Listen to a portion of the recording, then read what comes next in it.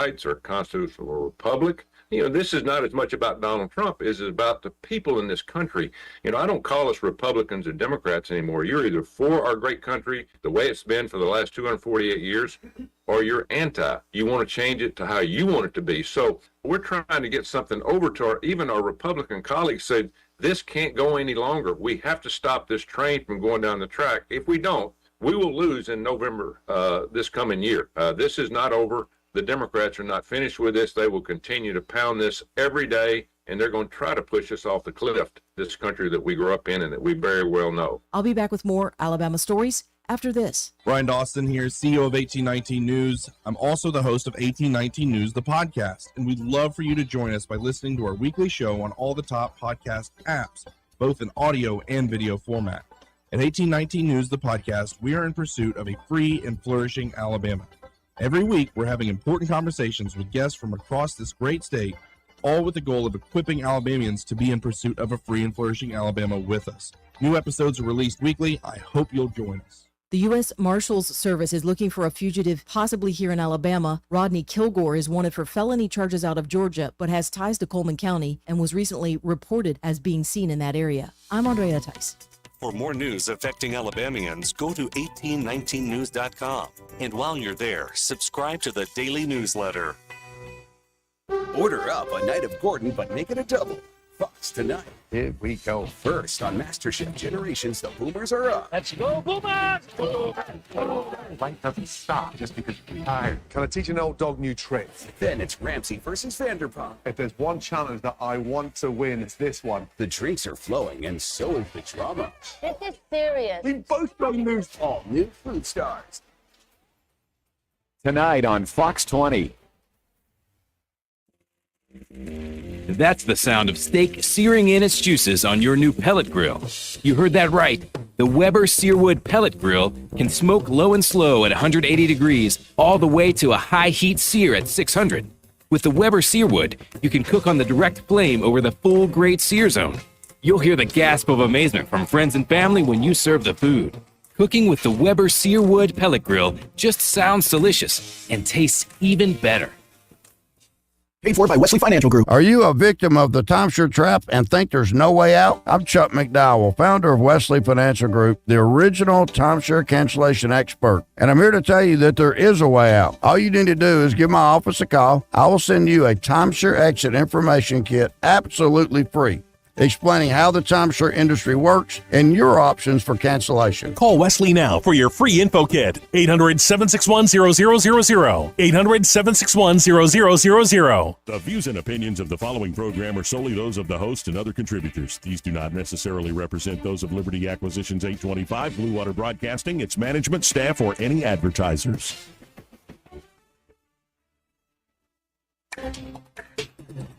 It's time for Montgomery's conversational radio show. It's news and views on News Talk 93.1 FM. To join the conversation, call 272-9228.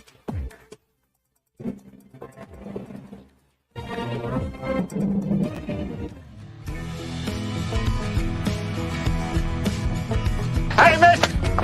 I don't mean to be telling tales out of school, but there's a feller in there who'll pay you $10 if you sing into his can. I'm not here to make a record, you dumb cracker. They broadcast me out on the radio. Joey Clark.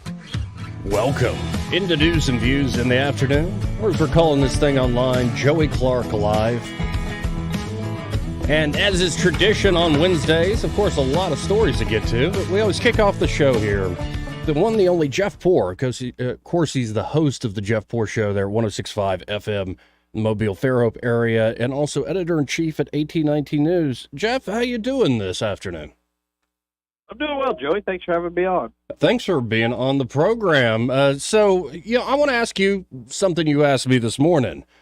In your neck of the woods, is there any buzz about this brand new Congressional District 2 race between Shamari Figures and Caroline Dobson? No, not really at all. Caroline Dobson will do media, and she'll show up at events, but like the media coverage, number one, just isn't there yet, and nor is there any interest in it from Islanders, at least. I mean, Joey, and I don't know this just, I understand it's June and this election isn't until November, but I'm really starting to figure this out. Like, this election isn't Shamari Figures versus Carolee Dobson. This is Biden versus Trump, and whoever wins Biden versus Trump overall in the 2nd Congressional District is who's going to be the next congressman for the 2nd Congressional.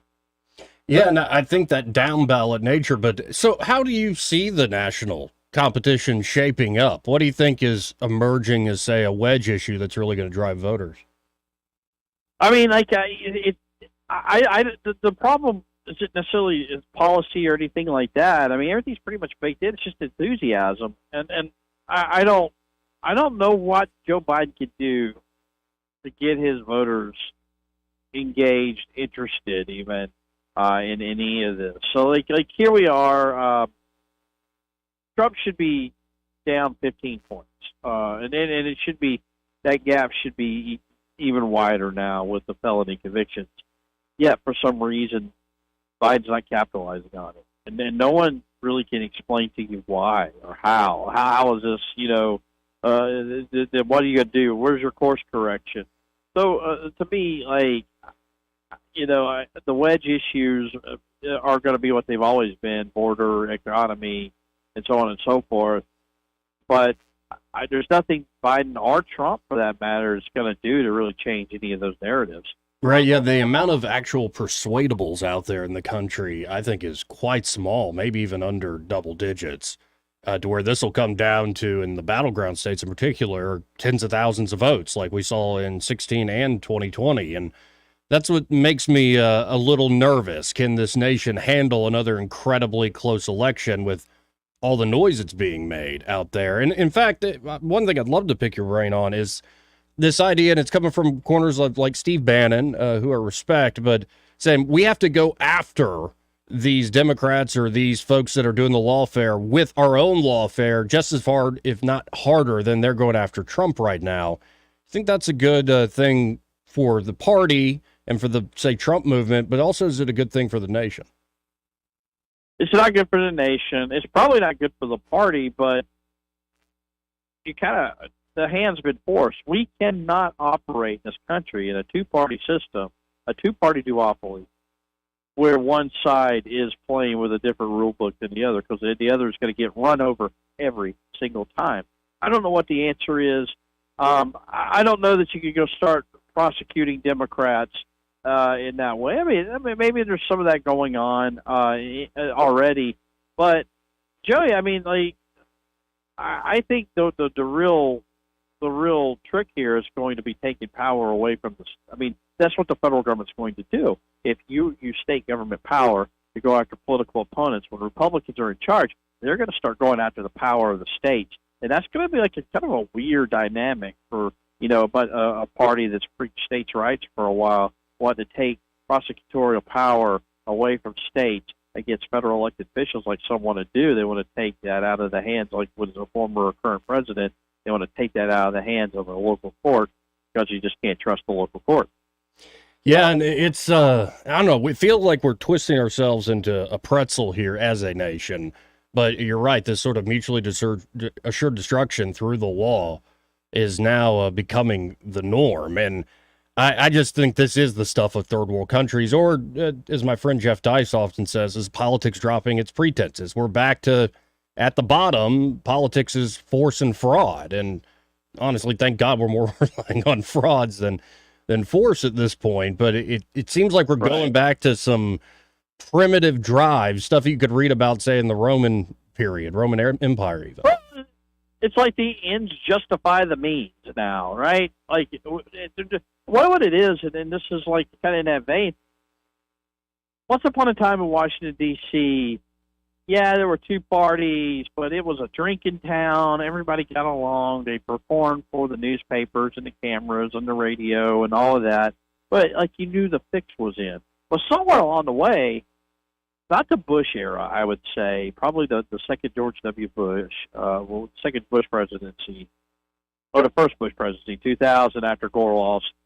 I mean, they started taking this stuff seriously. Like, this was really what we were doing. We really are fighting, like what you see on TV, and people started getting elected, and it became a different kind of environment up there. And what's happened, Joey, is there's so much power at stake, the federal government, because the federal government does so much in our lives these days, it touches on every aspect of our life, where it used to not. That's what's like driving this like weird ambition, right? This weird ambition that we do whatever it takes just to win, right? Right. Yeah, and it's creating, I think, some ugly outcomes. And what I'm worried about the most is that even if it's Trump or Biden, it seems like D.C. is not in a position, for all sorts of reasons, to actually address underlying structural issues with the nation. So it could be the debt, it could be all the different ways this government operates here domestically, that like healthcare is still a mess in this country. It's not like the banking system's incredibly sound at this point. Then you look at the shift geopolitically that's going on in the world, where India and China and Russia and the Arab nations are starting to rise up and really work together. I feel like DC's just ready to keep on doing what they're doing as long as the gravy train's coming from the donor class there. The donor class, but look, we talk about this like third world nation kind of politics. Look, the reason countries abroad invest in the United States, it is seen as like a beacon of stability. It is seen as a stable monetary supply, allegedly. It's seen as a place where a safe haven. Like if you're a wealthy billionaire in some third world country, you're not going to put your money in that third world country. God, no. You're going to come and put it in the United States of America because we do stuff. We have capitalism. You get a return on your investment. You're typically not going to lose money. When we start going after presidents and their families, I would say this is true for Biden. I'd say this is true for Obama, any former current living president. Then you start to erode that trust. And the reason why the U.S. dollar is the world's reserve currency, Joey, I mean, it's all those reasons I laid out. Meanwhile, you have Russia, China, India, Brazil. You have these, what they call the BRIC countries, that are developing, and they're just wanting to get away from the U.S. dollar as a reserve currency. They want to get all the perks that the U.S. gets from having that, the borrowing capacity, the stability. If you start undermining the idea that the U.S. is a stable place for economics, then that goes away. And it's sort of a dilution of power. It goes to other places. People look at for other places to put their billions of dollars to invest in, or whatever, the millions. And the U.S. really stands to lose from this lawfare because of it. Yeah, and it just, again, I think there are folks who are stuck at least in the 90s, with this idea that we're still the sole superpower and we can kind of force our great moral ideals on everybody else. And seems the more we do that, the farther we sink into the mud, like we've lost our footing here. But, another aspect of loss of trust is in, say, corporate or mainstream media, whatever term you want to use, legacy media. And I'm looking at a quote here. It's a story about the staff meltdown at the Washington Post. Here's a quote. "Traffic is down 50%. We are losing large amounts of money. No one is reading our stories." This has been a long trend, but when you see stuff like that coming out of one of the large, prestigious newspapers in the country, what say you? Yeah, I think the Washington Post has been dining off of its legacy, right, here in the last 10, 15 years. I mean, obviously the newspaper industry isn't what it once was. People don't buy newspapers. You get everything you want pretty much for free online. So like, you don't need these legacy newspapers like you once did, but the ones that have survived, the bigger ones, we're talking New York Times, the Wall Street Journal, and the Washington Post. Some of them have let go of staff. They have tried to get those labor costs way down because they're not producing as much revenue. And the trick for the Times and the Post has always been, well, look at what we did, Woodward and Bernstein, and they've dined off the past of sort of the national newspapers, and what somewhere got lost in there. There was a reason why they were, and they just, like you said, the content they were creating really wasn't relevant to anything. I mean, it was like the problem with journalism, print journalism right now, and I'm in the middle of it. These like AL.com even, they still think they're at their college newspaper and they can write about whatever's on their mind, and people just don't care about that stuff. It's a supply without a demand. They don't seem to get that. They think that they are above that. They don't have to worry about the economics. That they are entrusted as being the fourth estate. They have something more important than to care about mass appeal. And guess what? I mean, the laws of economics always prevail. No, I know we have a slight age difference between us. We're not that far apart, though. Was the movie, this is trending on Twitter today for some reason, is the movie The Sandlot in your wheelhouse? Do you remember when that movie came out? For me, it's like a formative classic. Watch it as a kid and still love it today. But you know what I'm talking about? I know what you're talking about, but no, I mean, that wasn't really my, I don't know, like my formative years. I really wasn't part of it. Is there one movie that does stick out? Because, I mean, that was one, I'm in 5th grade, 6th grade, 7th, that's that age. Is there something, say, from the 80s that really sticks out with you? I mean, I was going during, like, the Cold War when I was a kid. I mean, it's obviously the first Top Gun. I think, like, Back to the Future was a big one. I don't know, like, none of these are, like, particularly, like, movies with, like, a big overarching moral message or something. But those were, like, the ones you always would see playing or whatever. The Sandlot was a little after my time. Yeah, and I'm just hitting that age now that I'm into 35, where I remember stuff that I haven't thought of in a while. I'm like, oh, wait, I remember my dad constantly playing Collective Soul albums in the car. And let's listen. I was in college. I was in college when Collective Soul was, like, a big thing. Yeah, and apparently Rick Beato has a great YouTube channel, just did an interview with one of the main writers, guitarists there for Collective Soul, and it got me thinking about that. I'm like, wow, blast from the past. And I hear, Joey, I hear Collective Soul, I think about like spring break at Panama City Beach or something. I mean, how dated am I? See, I think of my dad picking me up from the YMCA Good Times Center, and he's got his arm out the window, and December by Collective Soul is playing.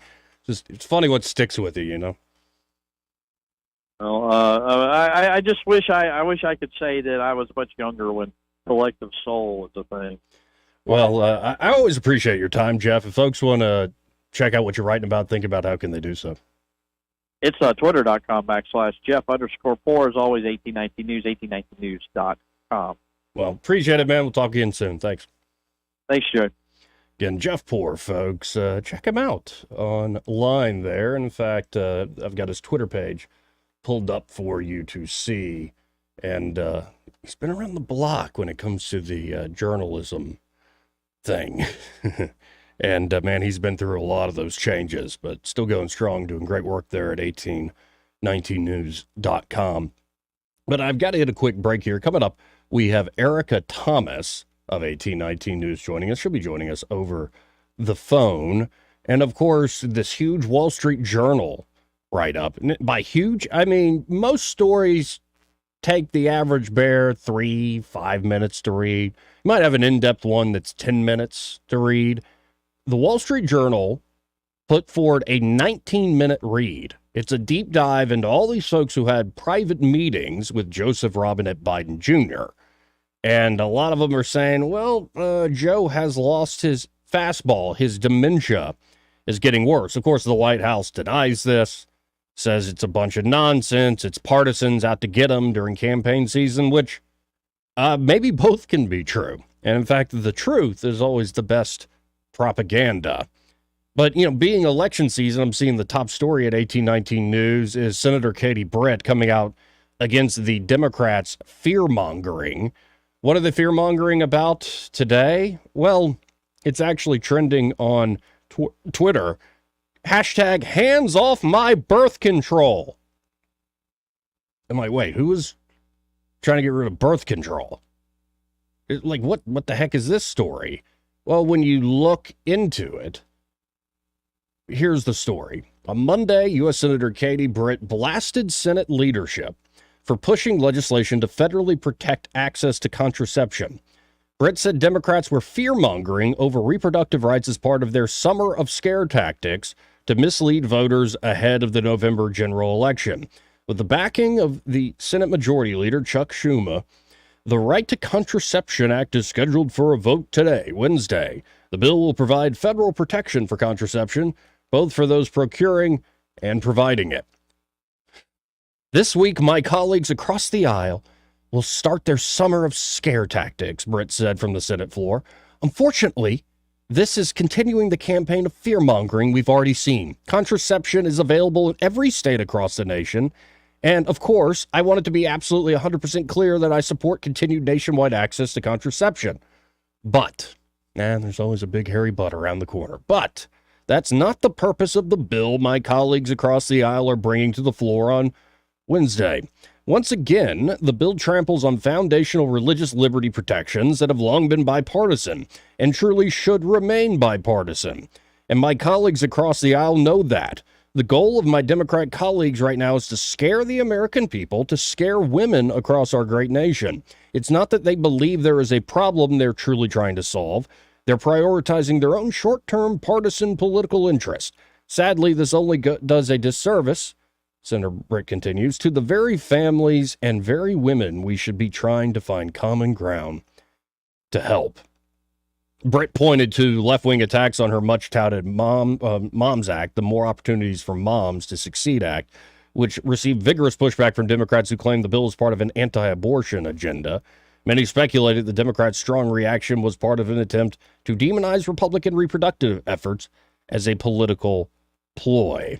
So, it's not just that particular issue. Look at what Biden came out and did yesterday with the executive order on the border. I have both a clip of Biden's speech as well as a clip of Donald Trump responding. But on so many of these issues, folks, we're not at a point where legislatively you're solving squat. They're not solving anything. They are posturing. They're trying to look inside you, in your heart and your mind, where one exists. Some people it just doesn't. But they're trying to look inside your heart and your mind and figure out, what are the things you care about the most? What do you fear the most? What do you love the most?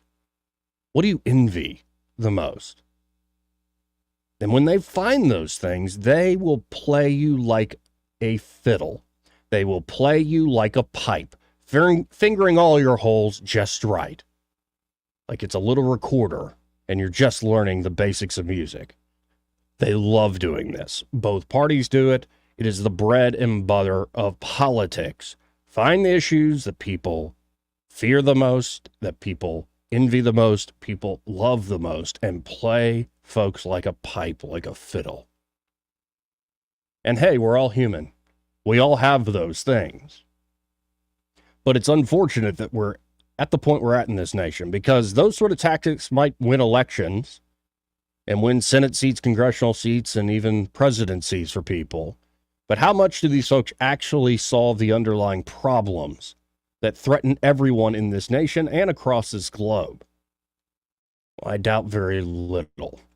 The ruling elite, well, they just ain't that impressive anymore. 272-9228 if you want to get in on the conversation before Erica Thomas calls in. That's 334-272-9228. You know, we mentioned Senator Britt, also Tommy Tuberville speaking out. Senator Tuberville defended a recent letter he signed stating he'd block Democrat spending proposals in legislation after a New York state jury rendered a 34-count guilty verdict against Trump. Tuberville, along with 7 of his Republican U.S. Senate colleagues, pledged to no longer cooperate with the Biden administration in what they deemed a project to tear this country apart. Tuberville and several Republican colleagues said in the letter that they were, quote, no longer cooperating with any Democrat legislative priorities or nominations, and we invite all concerned senators to join our stand. Again, it's election year. Oh, yeah, you know, Byron Donalds, rising star within the Republican Party, he's being accused by the minority leader in the House, Hakeem Jeffries, that Donald said black people were better off under Jim Crow. And when you hear statements like that, folks, that Hakeem Jeffries is saying Byron Donalds suggested black people were better off during Jim Crow, if you believe it on first blush, again, you're being played like a fiddle. All your holes are being fingered like a pipe. We'll go to the actual tape, what Byron Donalds actually said. But again, it's election season. This is what both parties do. I mean, and in a way, Trump does it in a sort of cartoonish, hyperbolic way. Like, I'm the only one who can stop World War III. I am the chosen one. And so at least Trump's the entertaining wrecking ball. It's going to make you smile or squirm, depending on your perspective, and provide something a little different, making Washington improvise. But the Trump campaign, the Biden campaign, whether you're talking locally, Dobson or figures, there are going to be moments where they're trying to drive that wedge and play on your heartstrings. And well, just be aware that this is the game afoot for the next several months. And it's only going to heat up. It's only the beginning of June. It's just the first week of June. And it's already getting this, well, nasty. Again, 334-272-9228 if you want to hop in on the program. This part of the program brought to you by Montgomery Men's Health. And their Montgomery Men's Health, well, they're ready to help you men out. And, you know, two things can affect men the most as they mature. Erectile dysfunction, ED is a real thing. Or it could be a more underlying problem actually contributing to that ED, low testosterone. And these are not things to deny, put off, or be ashamed about. And it's not something to wait to get fixed. I hate going to the doctor. I know guys in general hate going to the doctor, but Montgomery Men's Health was created to take care of guys just like us. And the reality is pills often quit working. Guys start making excuses for not coming to bed. Or it could be you're even a young man. It's not that you're maturing. You're in your 20s or even your 30s, and you're noticing a lack of energy, that you're always tired, feel like you're walking through your life in a fog, seeing unwanted weight gain, and you haven't changed your eating habits, seeing loss of muscle mass, and you're still working out, a decrease in that sex drive. Knowing whether you have low testosterone is huge in combating some of these issues. And the providers there at Montgomery Men's Health will conduct a testosterone-focused lab workup plus a consultation for only $99. And they have low-T treatments that can truly change lives. Men can experience higher energy, better gains in the gym, brother. Better mental clarity, improved sleep patterns, a faster metabolism, you usually even notice an increased libido. There's a lot right with that. So you can actually book the same day that you call. That number, 440-3663. That's 440-3663. Or go to MontgomeryMen'sHealth.com to book your appointment today. Want to carry News Talk in your pocket? Download the News Talk 93.1 app from the App Store. Available on iPhone and Android. Never miss a moment. Download now. Hi, this is Bo Goodson from the Goodson Group with an update on the real estate market in the River region. Sales of homes for the last 5 months will top 1,900 homes. Even though sales are slightly lower, the average sales price is still climbing. First-home home buyers comprise over 34% of all sales, with no slowdown in sight for them. We now have more homes on the market in all price ranges, which gives buyers more choices than they've had in over 2 years. Some helpful suggestions for today's home buyer would be: 1. Work with a local lender for your loan approval. 2. List 3 must-haves for your new home and seek to find properties to match your needs. 3. Work with an experienced and knowledgeable real estate agent to help you with your search, your showings, and receive advice on offers and negotiations. 4. Always use a licensed recommended home inspector when you find the home you choose. For all the details, call Bo Goodson at the Goodson Group at 221-2883 or 551-0225. For too long, Alabama's statewide news companies have shamed us for our conservative Christian values. Alabama deserves a news company that cherishes our culture, a company that isn't bought and paid for by the powers that be. 1819 News is that company. Run by Alabamians for Alabamians, 1819 News celebrates what is good and beautiful about our state, while exposing those who work against our values in secret. Just go to 1819news.com to learn more. Subscribe to our newsletter. That's 1819news.com. Hi there, I'm Kim Williams with Alabama Home Mortgage. For years, I've been asking you to call me at Alabama Home Mortgage because there is a difference in mortgage companies. Did you know the current national average turn time to close on a mortgage is 48 business days? But not at Alabama Home Mortgage. At Alabama Home Mortgage, our average close time is 16 business days. That's a month faster than the rest. How do we do it? With over 60 years of combined experience in the industry. Our team knows mortgages. Our years of experience yield a better experience for our customers. Folks, time is money. Whether you're looking to buy or refi, Don't waste time with another mortgage company, bank, or credit union. We close on time every time. Give Alabama Home Mortgage a call at 567-4223. That's 567-4223. Or visit us online at myalabamahomemortgage.com to complete an application on your time. Our fast turn time is just one difference that sets us apart from the rest. It's not just a slogan. Call Alabama Home Mortgage because there is a difference in mortgage companies. NMLS 1586368, Equal Housing Lender. The Health and Wealth Show. The Health and Wealth Show. The show so nice, we said it twice. Weekday evenings at 6 on News Talk 93.1 WACV. The Health. Break it up, son. Joke's over, hey?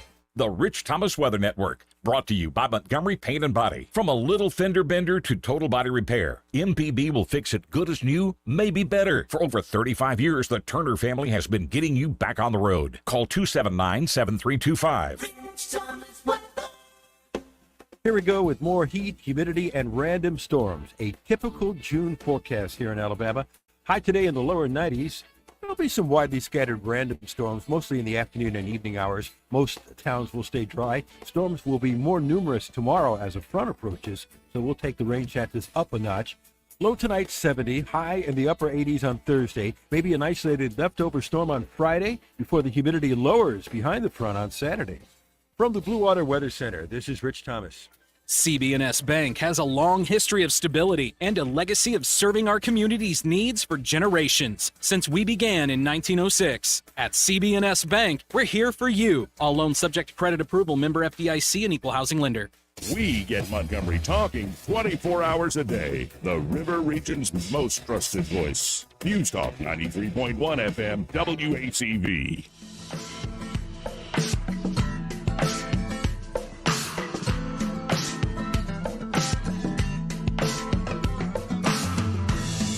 Joey Clark. Welcome back to News and Views in the afternoon. Or as we're calling this thing online, Joey Clark Live. Now, as promised, we have Erica Thomas of 1819 News. Erica, how you doing today? Howdy, Joey. I'm doing great. How are you? I'm surviving. There's certain things trying to keep me down, but I refuse to let it.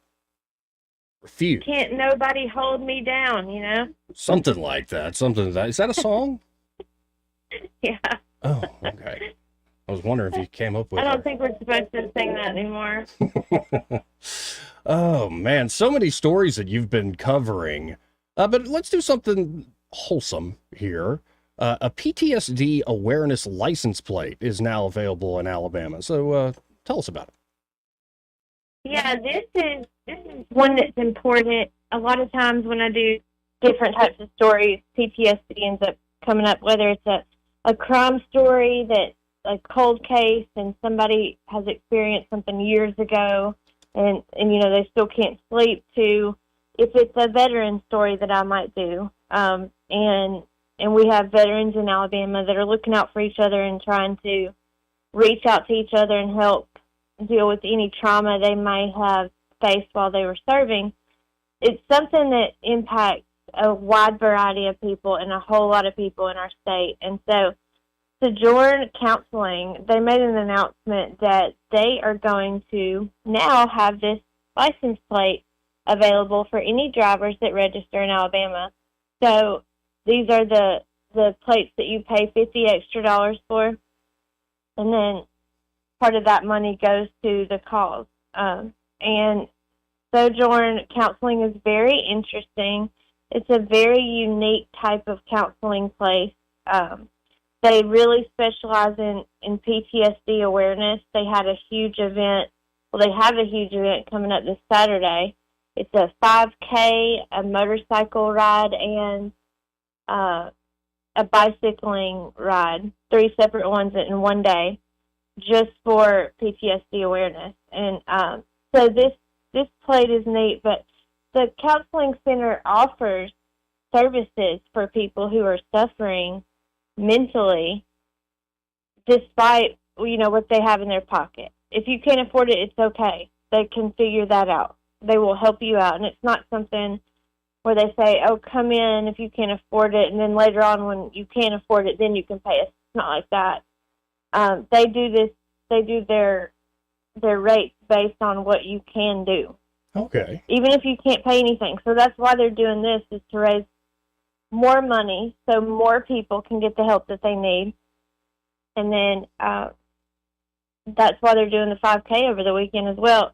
And I have both of those stories up at 1819news.com. If you want to go check that out, you can just search PTSD. Okay. Search for PTSD awareness license plate now available in Alabama is the headline I'm looking at. Now, in your neck of the woods there in Baldwin County, the library cooperative has dissolved and they're going to have to come with a new agreement. What led to this? Yeah, so a lot of people jumped to conclusions when they saw this story, and they thought that the library cooperative was dissolved due to LGBT issues or inappropriate books, as we've seen across the state. But as my very first story on this stated, it had nothing to do with that. This was an absolute organizational issue. So in the state of Alabama, there's not a lot of library cooperatives. So how this works is every municipal library in a county kind of works together. So you have a universal online catalog. If you want a book and it's not at your library in Foley, but it is at Fairhope, you can go online and request that book to be brought to your library. And it's usually brought there within a day or two. Okay. The courier service. And then they also, along with the online catalog, they offer a lot of other services altogether because, as you know, a village is more helpful than one family member. So they kind of come together, and it's a very positive thing. And so 24 years ago, this cooperative formed as a nonprofit. Well, fast forward to 2023, and the commission started looking into the organization of the cooperative and realized that, and this is what they believe, that is illegal according to state law. They cannot be a nonprofit. So for over 2 decades, they've been operating this way, and now they realize that we can't do this anymore, so let's reorganize. So since last October, they've been trying to figure out a way to reorganize and kind of how to do this and go about it, legally instead of illegally. But before they could do that, the Baldwin County Library Cooperative Board terminated every single employee. They fired them all. They did give them a severance, but they fired them all. So then the commission had to come in, and they had no other choice but to dissolve the entire cooperative. And so this week, that's what they did, and they hope to come up with a plan to allow for that courier service, at least in the county, to continue. Right now, it is continuing. The commission is taking over that part, and hopefully they will be able to, get back online and help people who use the library and the libraries themselves. Well, there you go. And then moving up more up north to the state, or at least to Birmingham, a mail truck was shot up in Birmingham? Yeah. I mean, we have been talking a lot lately about crime in Montgomery. Sure. But we cannot forget, the neighbor of Birmingham, that this stuff is just, it's so much worse. There's shootings every day, just about. I don't know when there isn't a shooting. I usually get the emails, sometimes multiple a day. That doesn't necessarily mean somebody was shot, but a shooting, shots fired. And this is what happens when your city is run by people who do not know what they're doing. This is why we have to leave. We have to make sure we hold city leaders in every city accountable. Montgomery and Mobile are not far behind what's happening in Birmingham. And when you have a United States Postal Service worker just delivering mail and they get shot, this is sending a message to people. This is bad. Yeah, it is bad. And we're seeing it all over the state. And so they're asking for help, right, on maybe to identify, because it's not exactly solved yet. The case isn't solved. No, this happened at 12:15 in the afternoon Monday. this mail carrier was working, and shots were fired, and the mail carrier had to be taken to the hospital because they weren't hit by a bullet; they were hit by glass that shattered. So they had to, get checked for glass fragments and all that. The vehicle was directly hit, and it was bad. And they don't know if this was a targeted hit or not, but just later on, a few hours after this, at a gas station in West Birmingham, there were two teenagers, 14 and 15-year-olds, walking at a convenience store, and they were actually shot. One of them had life-threatening injuries. The other one was not life-threatening, but they said these children were targeted in the shooting. So it just seems like in Birmingham, the crime is so rampant that you really can't go anywhere. You just have to stay inside, and it doesn't matter what time of day it is. It doesn't matter if the sun's up at 12:15 or if it's nighttime at 9 o'clock at night. I did a story years ago when I worked at WBRC. I did data gathering for a story, and it was interstate shootings. And after I was finished looking at that data, I thought, I'm kind of scared to go down the interstate in the Birmingham metro area anymore. I mean, it was shocking how many shootings just in the past 5 years there's been on the interstate.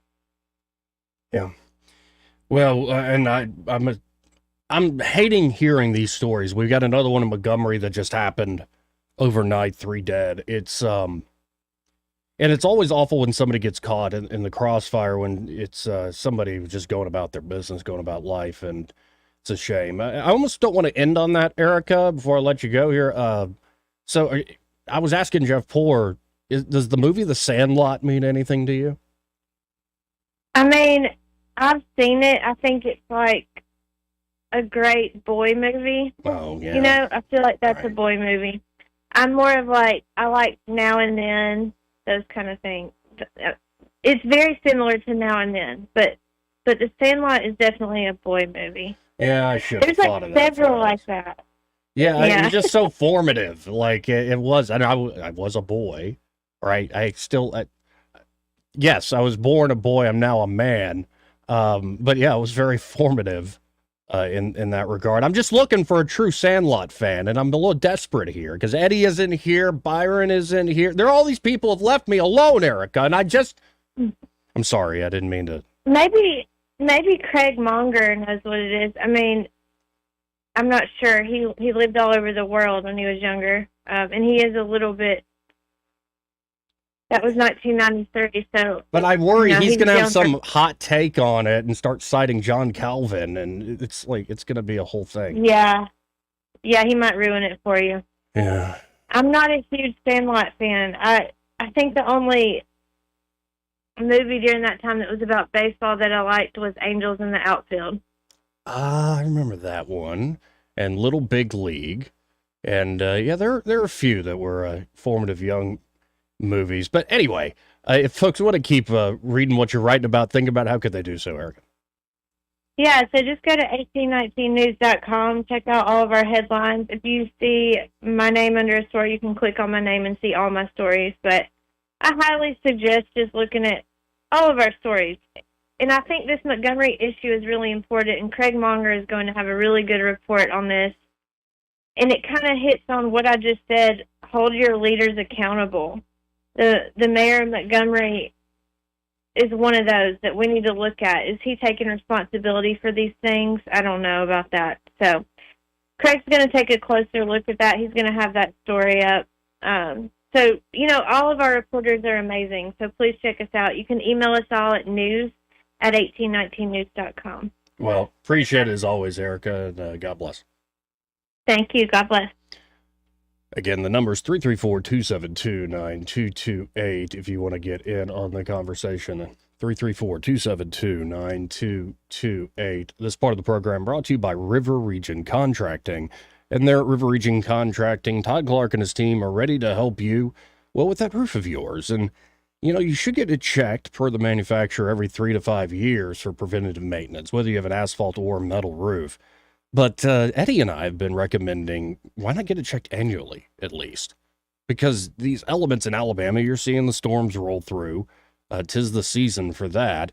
But also, they're just extremes in Alabama. And so why not have peace of mind that your roof is jam up and jelly tight, as the song says? And here's the great news. At River Region Contracting, when you call them at 356-8635, their inspections and estimates are always free. And they're a team of insurance specialists. So if they find a problem with your roof your insurance might cover, they can walk you through that claims process, make it an easy and even pleasurable experience, which is not something you usually associate with insurance claims. And they love to educate their customers on their roofs. So check them out today. Again, that's River Region Contracting, the premier roofing contractor here in the area. 356-8635. That's 356-8635. And be sure to tell them that Joey, that moron on the radio, sent you. We'll be right back. He may not know whether he's coming or going, but whether you're going to work or coming home, Greg Budell is there. Mornings 6 till 9 and afternoons 3 till 6. Only on News Talk 93.1 FM WACV. This is Matt Woodham with Woodham Southside Firestone. As a businessman, you need to watch your advertising dollar. We've been using Blue Water Broadcasting for many years. Blue Water Broadcasting is the biggest bang for your buck. Blue Water Broadcasting and Woodham Southside Firestone, great combination. Our advertisers are our biggest advocates. Call us to find out how radio can increase your bottom line. Blue Water Broadcasting. Local folks helping local business. Hi, I'm Ray Bowles from Prattville Carpet. If you're looking for waterproof carpet, hardwood, laminate, vinyl plank, or ceramic tile, call us today for your free measurement. Prattville Carpet is a family-owned flooring store that prides itself on personal service, quality products, and guaranteed installation. From beautiful hardwood floors to luxurious smart strand carpet, Prattville Carpet has you covered. Call, come by, or online at prattvillecarpet.com. Prattville Carpet, we're more than just carpet. If it concerns your community, you'll hear about it on News Talk 93.1. News Talk 93.1 FM WACV.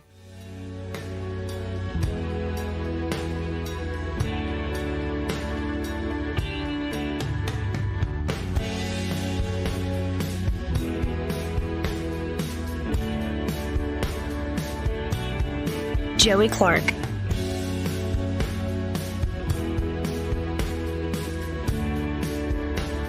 Welcome back to News and Views in the afternoon. 334-272-9228 if you want to get in on the program. And I'm looking for a true Sandlot fan. You're on there. Who's this? Hey, Joey. This is Kim, and I just had to call and say, you're killing me, Smalls. You're killing me. And who is Baby Ruth? Yeah, the great Bambino, the Colossus of Clout. You bob for Baby apples from the Ruth. toilet, and you like it. And what was that other little kid that was going, yeah, yeah, yeah, yeah, yeah, yeah, yeah. And I just have to say, girl or boy, that's one of the best movies ever. And I don't care how old you are or what sex you are. It's just fantastic. Oh, yeah, the whole scheme where the ball gets lost and they have to defeat the monster, the beast, and, like, it's just, it still shapes me, and I think a whole generation of folks to this day. Yes, and isn't that so true about kids? You know, they really couldn't see that St. Bernard, and in their minds it was this giant, enormous slobbering dog. And the signed Babe Ruth ball got thrown over there is perfect. But I just wanted to call and wish you a happy Wednesday and say that I love the Sandlot. Well, thank you so Great much, movie. Kim. Really do appreciate Okay, it. bye-bye. Hey, look who it is here in the studio. Eddie Bader in the house. Hey, now. buddy. Hey, how you doing? Doing good. I was also going to come Turn in, the old camera. kicking the door, screaming, "You're killing me, Smalls!" But somebody beat me to it. Yeah, so you like that movie too? Oh, it's a great movie. Oh, so Great such movie. a classic. Watched it many times with Justin, but watched it many times with just other friends when it came on. When it came out, it was a great movie. Well, and then there's like, you know, with everything that's gone on with social changes. Yeah. Can we not still hail Squints Palladores as a hero? We should. The hero every young man wants to be. Exactly. Because it's not only that he got away with it, with faking his drowning, right, and having Wendy Peppercorn come and like resuscitate him, right. It wasn't just that; he didn't just smooch her; she became his wife later, and they had like a whole handful of kids. Right? Yeah, he's a hero. He made the right play. You gotta love little schemes like that, and that's what's so brilliant about that movie is it's young men figuring themselves out, but they're all the schemes they choose to live through. It kind of reminded me of just another version of a Stand By Me type story. Yeah. Yeah. Well, and there's something about that scene, 4th of July, the Ray Charles, America. Yeah. America. You get caught up in it. Yeah. And that's something, if you had to put America on in a scene, in a movie, that's one of them that I put right up there. No doubt. And you got to wonder, does that place still exist? That's still, trying to look at the country through like a young kid's eyes. What are they hearing from adults these days? What are they hearing from the parents? What are they getting from, say, the great storytellers, if we have any still left? Well, maybe they were a lot like we are, and they didn't listen to their parents. They just went out and did their own thing anyway. Now, would you show some of your favorite, like, movies and stuff or music with your son? Oh, yeah. Justin... was there... go ahead. Well, when I worked for IC, a frozen drink company, I was on the road all the time, and Justin got to spend summers with me, so he had to sit in the truck with me and go. So he listened to music all the time, to the point of it, Justin, who's that? Who sang this? Who sang? And it's even today, it's a comedy. Can you remember who it was? Most of the time, he does. No, can you remember who you were playing for him? It would be everything from Beatles, right. Or it'd be Bob Seger, and I would get I was so angry if he didn't know. You don't know this is Bob Seger? How do you not? A lot of tunes like that, and then usually there was a story that went along with them of my youth that he could appreciate. No, I remember my father, arm out the window always. Like before he moved to the beach where he is now, like his left arm was always more tan than the rest of his life. He liked riding in his truck, his arm out the window. I just mentioned to Jeff Poor, Collective Soul. A lot of Collective Soul. Really? Yeah. To where I'm like, I was listening on the way in because there's a big interview with one of the guitarists for Rick Beato's channel. And I'm like, man, this is taking me back. And it brought back all sorts of memories of what Dad would listen to. Doobie Brothers was huge. Always. What ones were vices are now are habits, something to that effect, or Stampede, all those great Doobie Brothers albums. And just to this day, even with all the technology and bells and whistles we have, those albums sound so lush and organic, like the craftsmanship and not just the musicians playing, but the engineers and it's a different era. I don't think we're ever quite going to recreate. And then I started to remember some of the weird phases. I wonder if you ever did this, where there was a era, and sorry, Dad, where he was listening to Melissa Etheridge. Oh, I rocked the little Melissa Etheridge. And Come to My Window. Yep, I thought it was a great song. I'll Be Home Soon. I used to also listen to a band called Thrill Kill Sex Cult. What? Yeah. Is that lesbo rock too? No, it was what I thought at the time was going to be new rock, but it was just... Say the name again? Thrill Kill Sex Cult. When I worked at the record store, so I was exposed to all types of... What kind of music is it? I'll send you a tune. It's actually pretty good. Is it punk kinda or like is it L7, grunge? Punk. Yeah. Okay. Kind of like L7, just kind of a punk grunge, grind type deal. Yeah. You remember Blister in the Sun? You remember that song? Violent Femmes? That's not ringing Violent a bell. Femmes, really? Nothing. Wow. That doesn't speak Well, to me. there's a great meme out there, and I'm sure it's on the Tiki Talk and on Vine and all that other good stuff, that has 4 or 5 beginning of songs, and it's for adult men. Okay. And it's a calling.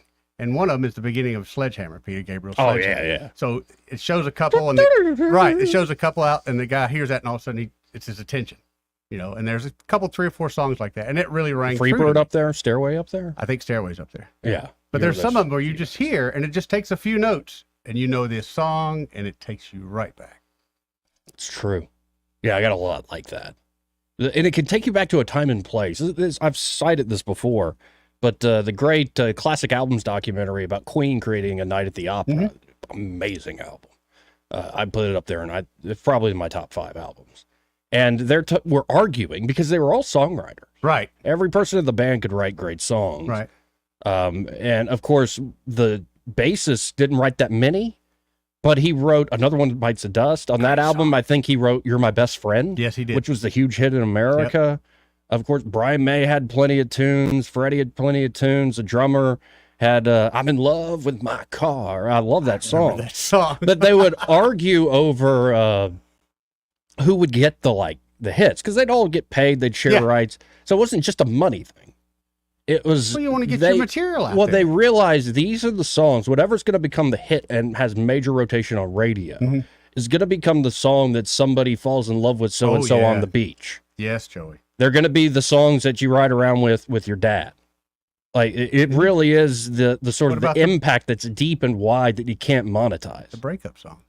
Oh, and it's funny now. I'm an emotional turd. I just want to admit that. I went through some of that. So even now, when I hear a song that I might have broke up with someone in 7th grade, and I hear that song, but it's funny. It's not as much pain as, of course, it once was. Time heals all wounds. But I also am able to step away enough to have some understanding of what went wrong. Well, and I remember 6th grade, and the hormones are starting. Yes. Raging, and I had a terrible crush on an 8th grader. And I always like the older women. Shut up. Shut up and shut up shutting up. But it's true. And and I actually got to dance with her at the dance and stuff. I didn't do anything, but I was starting to feel like pining. Like not just older, unavailable women, Eddie. And that's more on the nose. But I can remember that I had a cassette playing in a boombox, and it was the soundtrack to the crappy Disney movie Snow Day. Oh, good Lord. But and there's all sorts of ska on that. Remember ska at that time period? Yes. But there's Foreigner, Waiting for a Girl Like Joey. You. Waiting. Yeah. And I pining, just wanting, first feeling these feelings. Okay. And you look back and you're like, what a mess you were. But it was fun too. So in 7th grade, we moved back from Turkey after being there for 3 years. And I had a very serious girlfriend when we moved back. Nice. And so that Foreigner song you say, I went to Gaylord's was here at the time, and I bought a 45, and that was the 45 I bought. And I would sit in the living room and play and cry my eyes out. Yeah. Dude, that song hits. Big time. And all I could think about, and again, I'm in 7th grade, but all I could think about is I finally found the woman I love, and what happens? My parents take me thousands of miles away from her. Man, I'm liking the discussion, but hey, when we come back, you want me to read that op-ed about how much democracy sucks? Well, or it's kind of a little more nuanced than that, but why not? I find folks who treat democracy like it's a god, like they worship our system. Yeah. Especially the Wilsonian democratic system that upset the Madisonian system, which made a lot more sense, or say what John Adams wanted to come up with. I just find it a little absurd. It's like, do you not watch cable news? Do you not look at social media? How can you say this isn't full of absurdities and bad faith and all sorts of nonsense and nincompoopery people believe? Maybe it's the least worst system. I believe that's what Churchill said. Best way to describe it. But I tend to think at the end of the day, no, you can uphold liberty and you can have flourishing lives. And in fact, this is the Madisonian point of view, where all classic forms of government, the one, the few, and the many, are sort of in check with one another. And if you ground that competition over power in natural liberties, individual rights, then you could have a really amazing system. Sure. But we've gotten to this point now where it's like, who can lie and emotionally manipulate people the most in order to get power to do things that you didn't even promise on the campaign trail? It's just, it's, do you have eyes? I know y'all are stumping for one side or the other, but daggum. It's incredibly bothersome. But we'll get into that after the break. Broadcasting from the Riverside Chevrolet Master Control Center, this is WACV Cusana, News Talk 93.1 FM. When it's Chevy, it's Riverside. With SRN News, I'm John Scott. Fears rising. The time is running out for hostages in Gaza that are still alive. Israel announcing that 4 more hostages have died in Hamas captivity. The hostage crisis began on October 7th. Nearly 8 months later, 43 hostages whose remains are still being held by Gaza terrorists, roughly 80 who have not been declared dead. New York Governor Kathy Hochul indefinitely delaying the implementation of a plan to charge motorists big tolls to enter the core of Manhattan. That's just weeks before the nation's first congestion pricing system was set to launch. The move marks a stunning reversal for public transit advocates who had championed the tolls as a way to raise billions of dollars. The Dow up 35 points, the Nasdaq adding 261. This is SRN News. Government debt is now exploding by an unprecedented $1 trillion every 90 days. Think of that. It's a clear sign that our nation's finances are spinning out of control, and it's putting the savings of every one of you at risk. Hello, I'm Lance Wallnow, a news analyst and best-selling author and an evangelical leader. I'm deeply concerned about the impact this runaway debt is going to have on Christians like you who have worked hard to build your own nest egg for your family. To protect your financial future in these uncertain times, you need to diversify with something tangible and proven, like physical gold. That's why I recommend a gold IRA. To learn more, text FAITH to the number 989898, and my friends at Birch Gold Group will rush you a free info kit on how to move your IRA or 401k to physical precious metals, tax and penalty-free. So don't wait. Just text the word FAITH to 989898 to get your free info kit on gold IRAs. Birch Gold Group is the only company I trust. There's no obligation. So text FAITH to 989898, and I pray this information helps you achieve prosperity and peace of mind. Rich Thomas weather brought to you by Wiley Sanders Truck Lines. Truckers, if you are looking for green grass, contact Wiley Sanders Truck Lines. In business since 1959 and still growing. Call today, 855-777-9785. Rich Thomas weather. Here we go with more heat, humidity, and random storms. A typical June forecast here in Alabama. High today in the lower 90s. There'll be some widely scattered random storms, mostly in the afternoon and evening hours. Most towns will stay dry. Storms will be more numerous tomorrow as a front approaches, so we'll take the rain chances up a notch. Low tonight 70, high in the upper 80s on Thursday. Maybe an isolated leftover storm on Friday before the humidity lowers behind the front on Saturday. From the Blue Water Weather Center, this is Rich Thomas. For the lowest prices around on flooring and DIY flooring installation supplies, Budget Floors and More is your new best friend. Luxury vinyl plank, carpet, ceramic tile, floor installation supplies, and more with prices lower than the big box stores. Budget Floors and More, Hunter Lane across from Del Rey to Publix.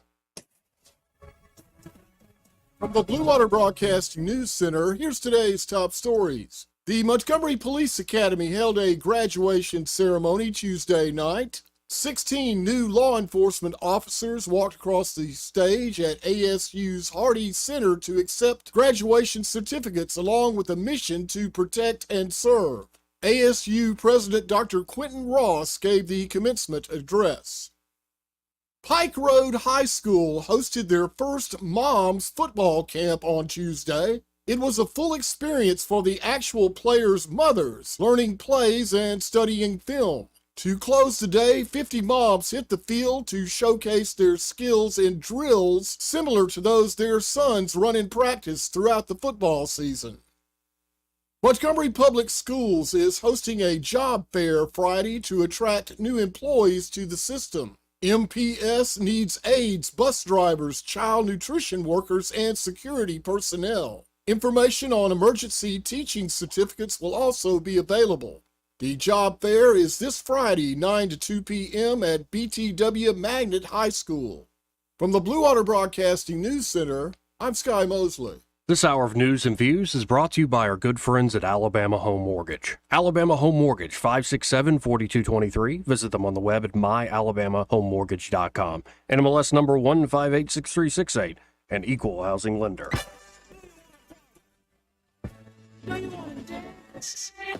Your moment has arrived. It's time to shed the normal day-to-day version of yourself and let your most fabulous self loose. Make your way to Wind Creek Atmore, because whatever your idea of fabulous is, this is where you'll find it. Wind Creek Atmore. It's your kind of fabulous. Gambling problem? Call 1-800-GAMBLER. Make 2024 the year you break away from the chain stores and join us here at Adams Drugs. We value your business and want to provide you the best customer service at the lowest possible price. We've been serving up excellent customer service here in the River region for over 62 years. I made the swap to Adams Drugs and I couldn't be happier. Having a job and then getting 3 kids to all of their activities keeps me busy. I don't have an hour to waste waiting on a prescription. At Adams, they know me and my family. I get in and out in minutes, and when I can't get by Adams, they'll bring the prescription right to my door. What are you waiting for? Come in to Adams Drugs and let us earn your business.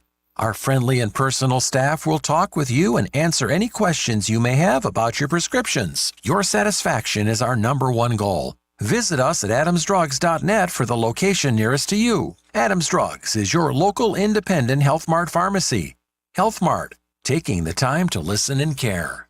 The views and opinions of the following program are solely those of the host and other contributors. These do not necessarily represent those of Liberty Acquisitions 825, Blue Water Broadcasting, its management, staff, or any advertisers.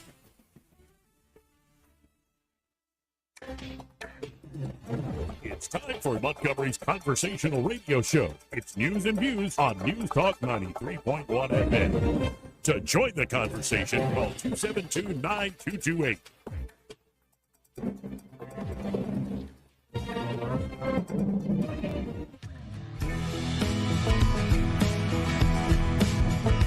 We hold these truths to be self-evident. All men and women created by you know the thing. Fat broads and horse-faced lesbians.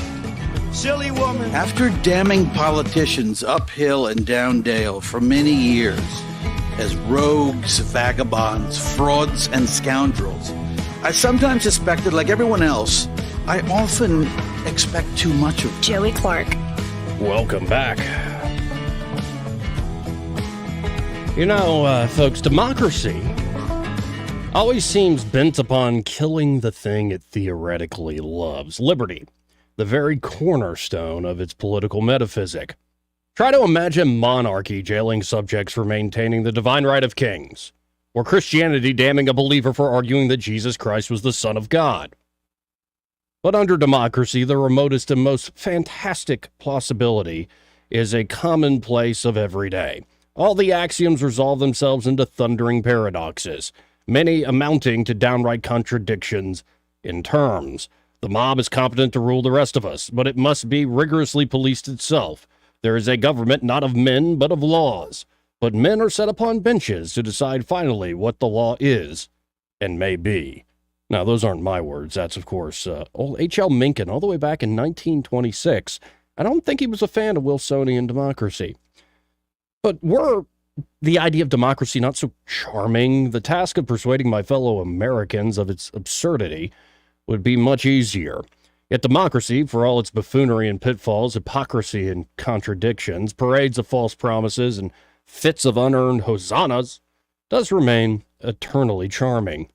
And by this charm, democracy endures as an ideal, despite failing in practical reality, for charm often trumps truth-telling. Flattery often conquers criticism, and the promise of happiness is often more alluring than actually achieving happiness itself. Democracy is always skipping from pasture to pasture, hopping the fences of its good neighbors and trespassing on foreign lands in search of greener grasses. Such is how I view democracy, absurd in theory, farcical in practice, yet noteworthy in its ability to intoxicate everyday people with a sense of empowerment in a kingdom that never quite comes. Indeed, democracy is sort of a false gospel that promises to bring about heaven on earth, yet it is always failing to find this earthly paradise and constantly contradicting itself in its vain search, all while fooling itself blind to its contradictions and failures. By accepting the will of the people as its summum bonum, its highest good, its God essentially, the Democrat must believe the remedy to democracy's constant contradictions and failures is always more democracy. My main issue with the democratic ideal is that the people, as a sovereign authority, know what they want and are fit to rule over others. Whereas other authorities failed to rule in the past, say kings or aristocrats, the people will take up this mantle to rule and do so justly in the name of protecting the people's liberty, or so the theory goes. It is never suggested that the many may be ignorant of what they want and easily manipulated by the few into believing all sorts of nonsense and nincompoopery. In practice, the people have hardly been just in ruling over others, nor have they ever truly been in charge for long. You see, the collective known as the people is not some singular entity able to carry out its own conscious will. The general will does not exist. There's no collective will, just as there's no collective mind or stomach. The people are always guided by a few individual minds and special interests. In fact, democracy today is barely democratic, being more the rule of the few than the rule of the many. Of course, all forms of government inevitably drift towards oligarchy, but today's oligarchic managerial elite still loves to describe themselves in the language of defending democracy. Democracy is the ultimate form of Orwell's meaningless words. Even a totalitarian backwater such as North Korea claims to be the Democratic People's Republic of Korea. It's just good propaganda these days to claim to be democratic.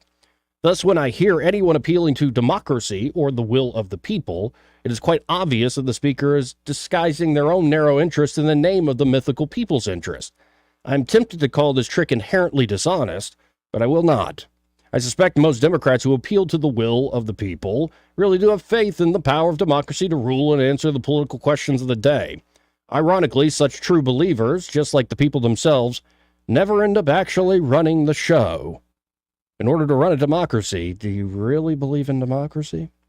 It's not so much that I personally lack faith in people. I don't lack faith in people. I believe people should be free to manage themselves, free to pursue their own interests voluntarily, peacefully, including choosing which leaders, communities, and associations best advance their interests, and free to settle disputes through property rights and the messy trial and error of common law. Men need liberty because they do not agree on first principles. There's no singular answer to man's politics that is above the questioning of other men. The laws men enforce are never neutral, nor outcome determinate. Where I lack faith is in the idea that certain authorities are beyond questioning. That some authorities, whether an emperor, a king, an aristocracy, or the people themselves, have a right to rule with impunity. Unchecked authority, no matter the form of government, is perilous to man's liberty. But unchecked rule by democratic appeal is especially cruel, as it is tantamount to marching liberty to the scene of the guillotine and in the name of liberty, swiftly severing its head to the mob's raucous jeers and cheers. In closing, recall what John Adams wrote in a letter to John Taylor on December 17th, all the way back in 1814. Quoting Adams, "Remember, democracy never lasts long. It soon wastes, exhausts, and murders itself. There never was a democracy yet that did not commit suicide. It is in vain to say that democracy is less vain, less proud, less selfish, less ambitious, or less avaricious than aristocracy or monarchy. It is not true, in fact, and nowhere appears in history. Those passions are the same in all men, under all forms of simple government, and when unchecked produce the same effects of fraud, violence, and cruelty.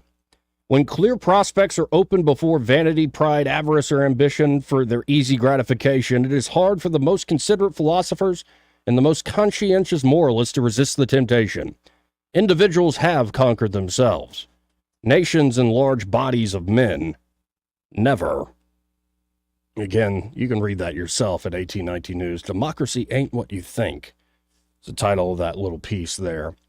And as our politics are dropping their pretenses as we head into 2024, I felt like I had to throw my hat into the ring even more so than I have. Now, this is something I've kind of believed for a long time. But democracy means so many different things to so many different people. That's what we mean by Orwell's meaningless words. North Korea claiming we're a democratic republic. So, yes, that's the most extreme, absurd example. But I think what we call democracy, or so many, like defending democracy in America today, it assumes so much that it's like, what the heck are you even describing at this point?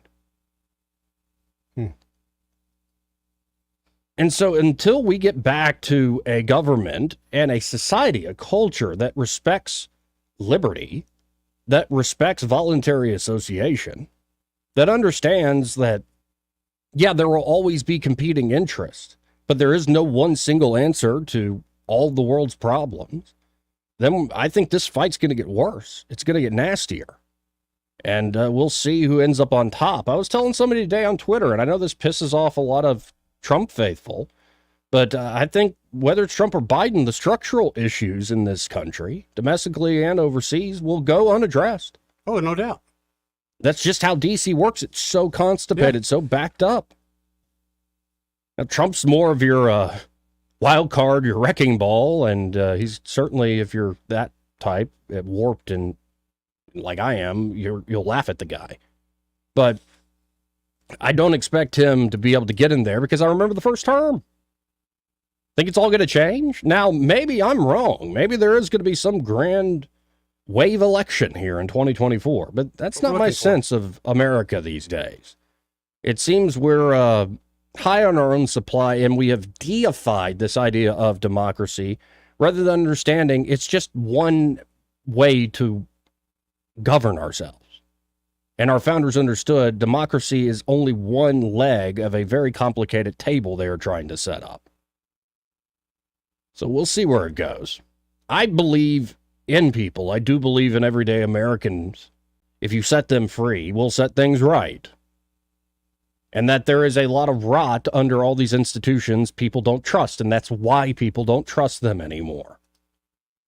Do we need good, strong institutions across the board, where you're talking the media or places of education? Or even a strong military?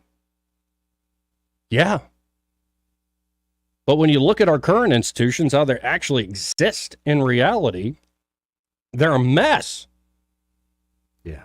And I think if people can talk quietly in the back room, especially the folks who are in, say, the Pentagon, folks who are in the university system, who are in the highest levels of corporate media, there's going to be a lot of those folks who go, yeah, it is a mess. Not to mention all the folks who are chewed up and spit out of Washington, D.C., grown gray and long, lost to decency. I mean, there's a lot of, say, veterans of that beltway who probably suggest the same thing. I've heard it from folks firsthand. It's a mess right now. Yeah. Well, part of it is because in America, we will continue with the wrong plan, even though we all know a lot of times we're on the wrong path. But this is the plan the government's got us on, so we all continue down that road, where, like you say, where there's education, where there's politics. It's ridiculous. And then, and this is what I was getting at in the first hour, Eddie. I don't know if you heard me. Then we're taught to, like, hate each other. Oh, yeah. Well, I've learned that in industry, Joey. Yeah. I really have. Just about every industry I've worked in, we're in a factory-type setting. They always separated production and maintenance, and they always played each other to that. Mm-hmm. That way you had they kept you from having the common enemy, which was your leadership, your admin. They kept you two at it the whole time. Yep. It brilliant. It is, but it took me until my mid-30s, and I finally realized that. Then looking back, I went, you've been a fool this whole time. Well, and then it's like, are there real problems? Let's just look locally. Oh, sure, there's some. Yeah, there's a huge problem here in Montgomery. But we could probably figure it out. Yeah, and also, the name of the game shouldn't be crap on Stephen Reed. I know a lot of people are, and he is the mayor, so if you're going to get mad at somebody, it would be your executive that runs the city. I get that. Yeah. But that shouldn't be the goal. The goal should be to have safe streets in Montgomery so everyone can flourish. Sure. We shouldn't have shootings every frickin' night. And I said it last week, I'm at this point tired of the finger pointing. That everybody wants to pass the buck. This is happening locally, and it's certainly happening even at the national level. That the judges aren't being tough enough in their sentencing, well, the legislators shouldn't have passed that law. We should have raised taxes more and brought in more revenue. Maybe at the end of the day, some of those things are partially true. My God. I'm sure there are. But what about your own choices in leadership? Right. Did you hire the wrong person? Do we make mistakes in terms of the policies of police officers feeling like you have their back? It's a mess. Like I keep saying, we have very real problems at the national level. Structural problems that haven't been addressed in generations. But is all the bitching and moaning and the petty hatreds that are brought out during election year, are they actually being addressed? No.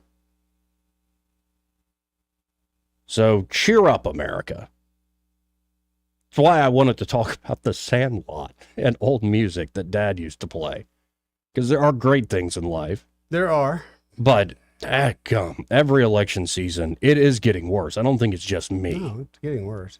It seems to ratchet up every time. Every go round, you saw this was the extreme. Well, now we have a new extreme. And I'm happy to play the parlor game of who's better, Trump or Biden. Yeah, you put a gun to my head, I go with Trump because, again, he makes me laugh. I think he's at least a bit of a wild card. He's in charge of his own faculties. Well, that's another question. Honestly, I look at both him, Trump, and Biden. I watched Trump's, Will Cain put it out on his podcast, the full interview that Fox and Friends Weekend did with Trump. Yeah. And I watched the most of it. Trump does seem older and tired. He just does. How old is he? Is he 80? He's 78, I think. He's getting up there. Dude. Like, at some point, it happens. Time wins every time. Agreed. And that's something I don't get is why, sound ugly saying this, but why do we let old men run this country? Because they're the ones with the money and the pull. But when you see the younger generation rising up, you're like, man, are we still playing the same games? Is this what our fathers taught us to do? Now, we'll see. I think what's going to happen is America's going to face some great calamity or crucible. That's what and we're going to have to rise up and history. win and persevere through it. But is this or one we're going to be- fail. Is this one going to be one of our own making? I Is this the suspect one? it's a big part of it. Yeah. Yeah. So we'll see. Sometimes we got to take our medicine. 272-9228. Oh, look at all these I calls see that, rolling Joey. in. Let's go to line 3 just to see if this is on air. You're on there. Who's this? Hey, Joe, it's Chris. Hey, Chris. Hey, guys. Hey, I was just calling. I got to watch the mayor's opening statement after the, during the city council meeting yesterday. Mm-hmm. And again, I'm just, the two things I just noticed that continue to keep coming up is one is he continues to blame the permitless carry issue. You notice that? And now the new and now the new one is, hey, you didn't pass an occupational tax, so this is why the crime is worse now. Yep. You know. Yeah. And you know, It's not. Yeah, but not when my fault. It's when your we fault. we had budgeted, and I think even more money was increased, and everybody was for it. The pay raise to say sanitation to Sure. police. We have plenty did of all money that. to hire police. Well, we did Yeah. hire. But we 3. don't have them. We hired 3. Well, that's They good. actually bragged. How long do they stay? 3. They hired 3. well, we're losing 3 to 6 a week. Exactly. And again, look, I know that people have different thoughts on this, but you've got to have an environment for police officers to come and want to work, right? So the city has BLM around the fountain, and that does not, for a police officer, black or white, to see that, that's really not a good first impression. I mean, we know that organization was pretty much a fictitious organization, ended up laundering millions of dollars. But that just, to me, is just a bad first look. And as much as Stephen Reed wants to say, you know, it's about Black Lives Matter, well, Steve, Black lives don't matter in Montgomery. If they did, we wouldn't be killing each other. But that's really kind of just an afterthought. But I just continuing to blame. Right. I mean, when you're the chief executive, you ran and won a second term. If you're unable to really do the job, dude, it's just time to go. Well, then, two things here. First, I think, of course, in this city, lives should matter. Particular people's lives don't seem to matter to particular other people. I'll put it that way. But there is, and I really believe in this, if you take personal responsibility, you can get yourself out of a bad situation no matter how bad the hand you're dealt is. Sometimes maybe you're SOL, but you still got to try. And there are a lot of people who have made it out of bad situations. Oh, yeah. That's one thing, and that's not something government can do. The second thing is this.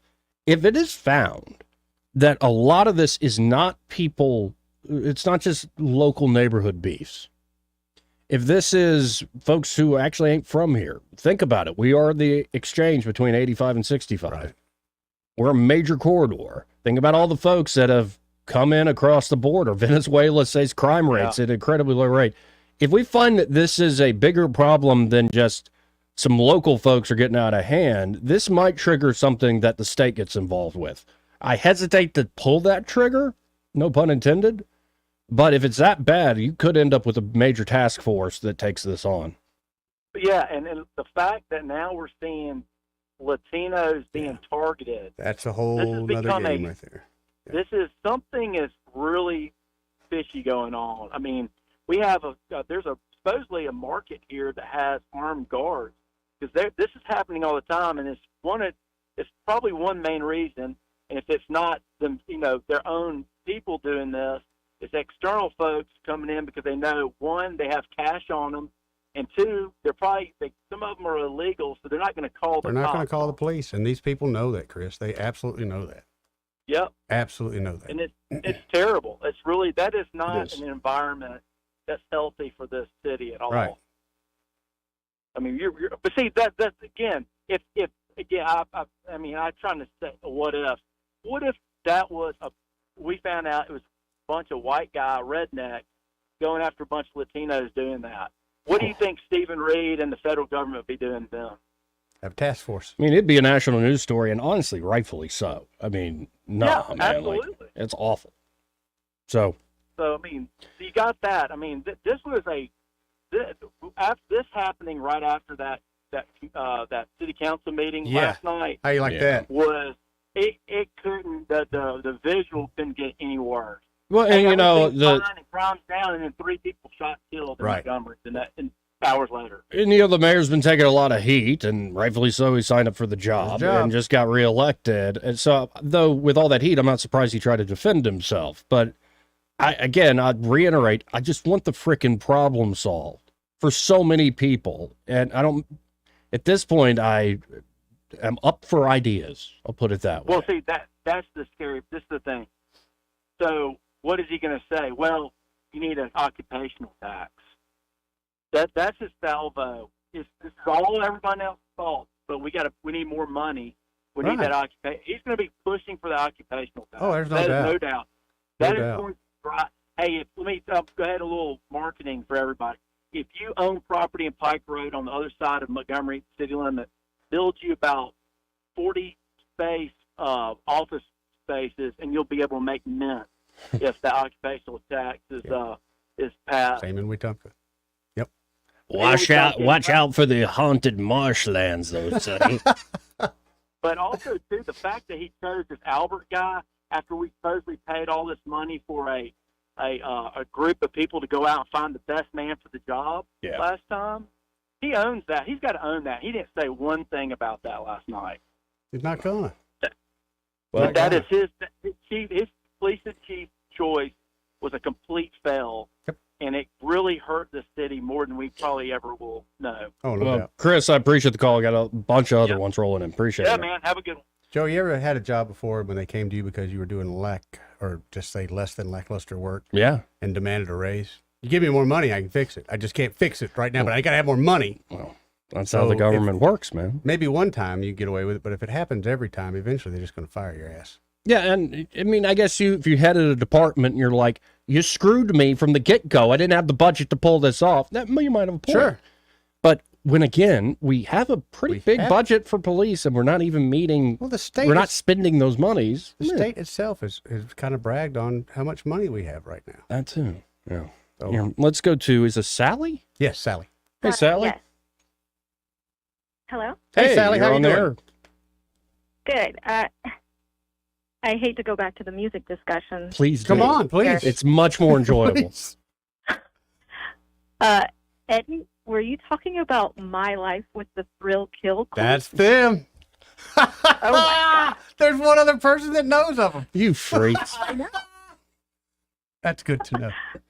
I just couldn't believe it.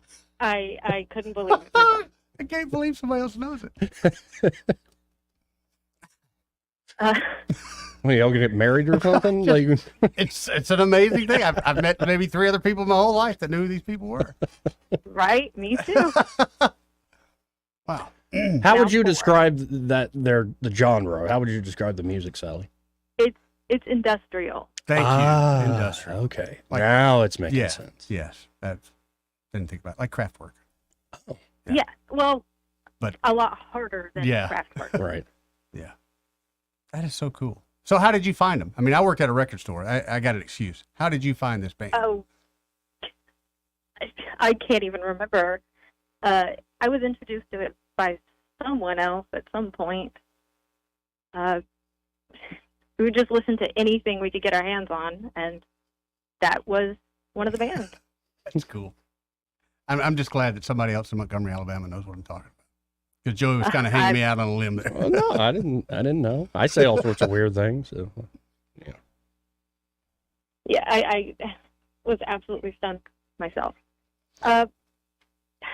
as far as your conversation goes, the piece you were reading, Yeah. and the conflicting definitions of democracy. Mm-hmm. Well, that's the problem. Words don't mean anything anymore. So you could use them to weaponize. Yep. Somebody's a white supremacist, and they're immediately shut down. That sort of thing. Yeah, and in that piece, I can't. There was a hyperlink to George Orwell, so this has been going on, for a long, long time, and it's only gotten worse, say, the last half century. And to jump around a little more, the mayor, the job is like throwing a bucket of water on a house fire. I don't have any confidence he can do anything. And it's not him. I don't have any confidence that any mayor could do anything because it's not the state. The entire country is on the decline. I know that might not be a popular opinion, but that's... No, I think that's reality. The way a lot it of people might not want to admit it, but I think you're right. That's a reality. Right. I don't think that decline is inevitable, but you're not wrong, though, for looking at how it's going right now. For any real change, I think it's a necessity. I mean, it's going to be the wheat from the chaff. The people that can't pull through are not going to be the ones you want to pull through. And, I hate to say it, but that's probably for the best. And, the big thing might not be, because everybody feels like there's a big thing coming or whatever. It might not be political. It could be this AI race we're having right now. And we're going to talk about the meltdown of truth. Could be. It's going to be everything all mixed together, I'm sure. Well, great call, Sally. Thank you, Great Sally. to hear from you. Sorry to sound like a doomer or something, but Welcome to 2024. No, I like you it. can just listen to music and watch The Sandlot over and over. Yeah, there you go. There you go. That won't ever get depressing. I appreciate it, Sally. All right. Thanks, Sally. See ya. 272. I got to be honest, with a name like Sally, I did not expect her to be a fan or even know who the Serial Kill Sex Cult was. If I type this into Google, it's not going to put me on a list, like a no-fly list, right? No, I only think they had maybe 3 or 4 albums. It was a cult following type deal, I'm sure. My Life with the Thrill Kill Cult. Huh. American electronic industrial rock band based in Chicago. Mm-hmm. Founded by Groovy Man and Buzz McCoy. I wonder if those are their Christian names. Got to feel like his mama said, this boy's going to be named Buzz. Let's go to line 4. You're on there. Who's this? Joey, how am I supposed to follow Sally? I can put you back on hold if you want to wait. Come on. This is a rhetorical question. Fair. Yeah. Did you hear the sparks in that conversation? I felt like, maybe Could Sally you be cool, man? Eddie. Could you be cool for one moment? I just found that it was amazing that she knew who that was. We're in Montgomery, Alabama. I did not learn them in Montgomery, Alabama. Okay. She had kind of an appeal to her voice, did she not, Joey? Yes. Sounded I think it's called intelligence. I call it just an inviting person. Okay. Here's what I take issue with. When, as white males, and that's an assumption here, as white males, when we say that it's somehow more erroneous if white rednecks or rednecks of any kind were victimizing Hispanics, that it's worse than if it was Hispanic on Hispanic or black on black or white on black or black on white. Or I see that as an issue. Well, maybe it's not inherent, James. It's still racist. James, it's not inherently worse, but it is worse in the sense it does bring back all those memories and trigger all these buzzwords and ideas people have. buzzwords like what? Help me out. Like lynching. Oh, my. Okay. All right. I forget we're still based in Montgomery, Alabama. And we're talking about Montgomery, Alabama and its issues. But tell me something. Since the whole country is in decline, when did this start? Would we like to go with the George Floyd incident? Oh, it didn't. It started a long time before that. Oh, of course. And if you go back to Ecclesiastes, there's nothing new under the sun. Sure, right. But let's think of Richard Milhouse Nixon. Are you with me, Joe? Yeah, actually. Yeah. His congressional campaign, the first one, and he won the election, he was running against a man that was, let's call it, on the left, poor on crime, et cetera, and Nixon won. He was like 36, 38 years old, somewhere in there. And so what I'm getting at, we still have those same kinds of problems with those same people that are on the left, do we not? Yeah, a lot of the same issues still exist. Yeah. So what you're telling me is this is nothing new. Yeah, but it's compounding. You might think of decline as like a decline on a chart. I kind of view it as we keep chipping away at parts of the foundation that's holding up the house that is America. And it's still standing, but you should probably be checking on how long it's going to be standing. Well, at $40 trillion, we're in a bad shape. Right. We're pretty close to that now, are we not, Joey? Yes, we are. So Bitcoin, you think maybe? Maybe. Huh?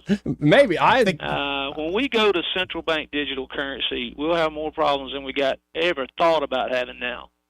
Let's just keep it cash. I would love to see Bitcoin as a future standard because of how decentralized. I'm going to ask you again. I've asked you this question before. Mm-hmm. How do you put a valuation on Bitcoin, something besides cash money?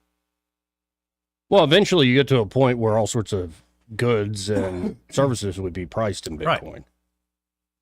Okay, so butter would be worth X amount of Bitcoin. Right. Yeah. Right. And if I can go out there and tuck that bar and lift that bell, I'm going to get Bitcoin for and then my butter will be exchanged for Bitcoin. Right. Like, for instance, there's a great book called The Denationalization of Money. It's Hayek. In the 70s, he wrote it. And it's before any of these technological breakthroughs like Bitcoin. And he was trying to figure out how could you get away from central banks. Right. And what he came up with were competing currencies that would they would be issued, like more put out, more pulled back, based on a basket of commodities they would be valued against. And, of course, they would be valued against each other as well. One thing I like that you said a couple of days or weeks ago was about the fact that Bitcoin as an entity requires some energy to be even available. Right. So that is basically like what greenbacks, or not greenbacks, but when our silver certificates and when our currency was backed up by gold, right, it was actually backed up by something, which is stuff that we're doing now. We just print it. Exactly. And it says that it's legal tender for all indebtedness, but and they're going backwards on this now. But you just couldn't go to a football game like 2 or 3 years ago without GoFan or some other nonsense, which actually cost you an additional $1. Oh, yeah. To use. But now they're smartening up because they realize that some of us don't have cell phones, and it precludes us from going to the stadium and spending our money for French fries and Coca-Colas and stuff like that. Right. But soon, Joey, and I dread this day, Bitcoin. Yeah. You know, and here's another issue. Since you just let me ramble, Joey, well, when you have this occupational tax thing, what are you doing with that? When you say that's part of the problem, what you're doing is shifting the blame from where it belongs to the poor people that leave Montgomery after work every afternoon and go somewhere else to live. Yep. Yeah. Exactly right. And, well, It'd Should be I one say thing what? if we actually had a budget problem, but I don't think Right, we have don't a budget have a problem budget when it comes to police. Just a money grab at this point, an excuse.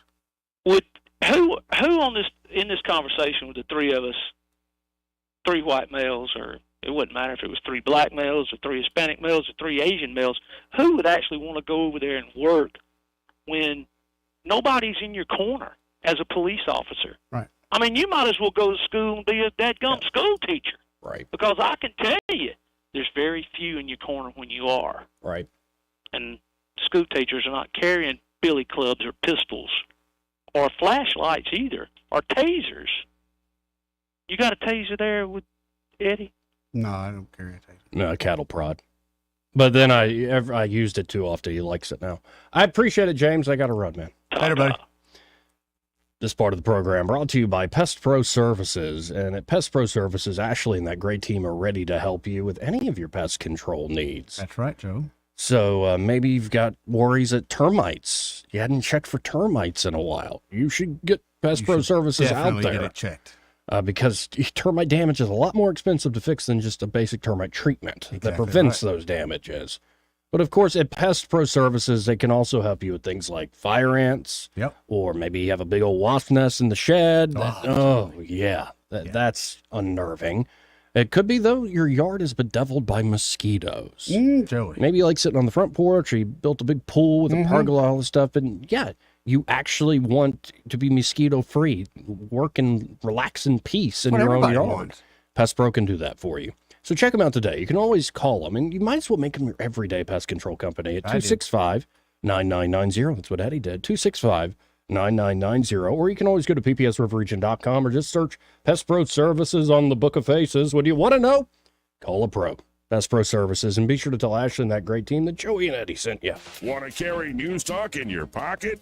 Download the News Talk 93.1 app from the App Store. Available on iPhone and Android. Never miss a moment. Download now. Honey, did you call an electrician to put in that new bathroom outlet? No, I thought I'd just get Cousin Ray. He's not a real electrician. Oh, Ray's handy. He can do anything. Being handy and being an electrician are two different things. Electricity is complicated and potentially dangerous. Each year there are thousands of home fires caused by faulty wiring. You need an expert. To wear the Crosby Electric uniform, you have to undergo background checks, drug testing, continuing education, and rigorous safety training. When you need electrical work, or if you'd just like someone to assess your home for safety, call the experts at Crosby Electric. So, how about that nice outlet Ray installed in the bathroom? Do you think it's safe? It's fine. See, when I plug in my electric razor, it... Now the lights are out. I am not sleeping a wink until you get Crosby Electric out here. Don't take chances with electricity. Call the experts at Crosby Electric, 272-2085, or visit us at crosbyelectric.com. This is your roving reporter, and today I am talking with an elk. Hey man, Mr. Elk, I was just wondering, what do elk do to take care of their money? Well, like most smart folks, we call David Erdit. You mean Alabama's most favorite asset preservationist? That's him, man. We call him up at 334-279-7431 or 205-479-0839. I see. Yes, he is our preferred money man. The money man with the money plan. You've been paying attention. Well, could you give us those numbers one more time? 334-279-7431 or 205-479-0839. And I just want to try to give you a heads up, man. Oh, what's that? I'm not an elk. Not an elk, huh? Well, then, pray tell, what are you? Knights of Columbus. I am not even going to make a comment. Well, the baby liked it. Are you tired of the mainstream media's biased reporting? Do you want to stay informed on the news that really matters to you? Look no further than 1819 News. At 1819 News, we bring you the latest in Alabama news, politics, sports, culture, and more. We've assembled a team of journalists with Alabama values dedicated to the truth and the truth alone. Visit us at 1819news.com today. That's 1819news.com. Subscribe to our newsletter. Honest News, Alabama Values. This hour of news and views is brought to you by our good friends at Alabama Home Mortgage. Alabama Home Mortgage, 567-4223. Visit them on the web at myalabamahomemortgage.com. NMLS number 1586368. An equal housing lender. Weather is brought to you by the Johnny Adams Law Firm. I'm Johnny Adams, your Alabama personal injury attorney with the Johnny Adams Law Firm. Stay weather alert all day long with the Rich Thomas Weather Network. Here we go with more heat, humidity, and random storms. A typical June forecast here in Alabama. High today in the lower 90s. There'll be some widely scattered random storms, mostly in the afternoon and evening hours. Most towns will stay dry. Storms will be more numerous tomorrow as a front approaches, so we'll take the rain chances up a notch. Low tonight 70, high in the upper 80s on Thursday. Maybe an isolated leftover storm on Friday before the humidity lowers behind the front on Saturday. From the Blue Water Weather Center, this is Rich Thomas. Web Bobo with Capital Tractor. The Z700 series is the star of Kubota's line of zero-turn mowers, and our special spring pricing makes it easier than ever to take one home today. Powering Alabama, Kubota and Capital Tractor, Montgomery, Brundage, and Greenville. Jackson are back to turn your musical guesses into gold. 100,000. Fox Monday, it's the new season of. Then, I'm Patton Oswalt, and it's time to play the 1% Club. Don't miss a new kind of quiz show that tests how your brain stacks up against America. Only 15% of the country got this right. None of them were my relative. The 1% Club. Monday on Fox 20. Now you can add the power of digital advertising to the #1 reach of radio. Let Blue Water's 20 years of local advertising and marketing success show you how. Grow your business with a complete suite of digital solutions, combined with the reach of the most listened to radio group in the River region. Call us or go to BlueWaterBroadcasting.com to find out how we can increase your return on investment. Blue Water Broadcasting, local folks helping local business. News and talk without the static. The River Region's most trusted voice. News Talk 93.1 FM WACV. Joey Clark. Welcome back to News and Views in the afternoon. Let's go right to the phones. We got to do this somewhat quickly here and go to Simpler Days. Hey, Simpler Days. Hey, well, if the city council goes along with the mayor on this $6 million snake oil plan, we are in a whole lot worse shape than we think we are. Have you been able to look at it? I have not. No. I just saw the number and died laughing. Yeah, it's Live Free has been around since 2011, and there's not a word on their website about enforcement, arrest, or accountability. But what it's all about is about partnering, and some of their success stories have to do with Baltimore and Chicago. There you go. There you go. And Chicago's led the nation in homicide for about 12 years in a row. Mm-hmm.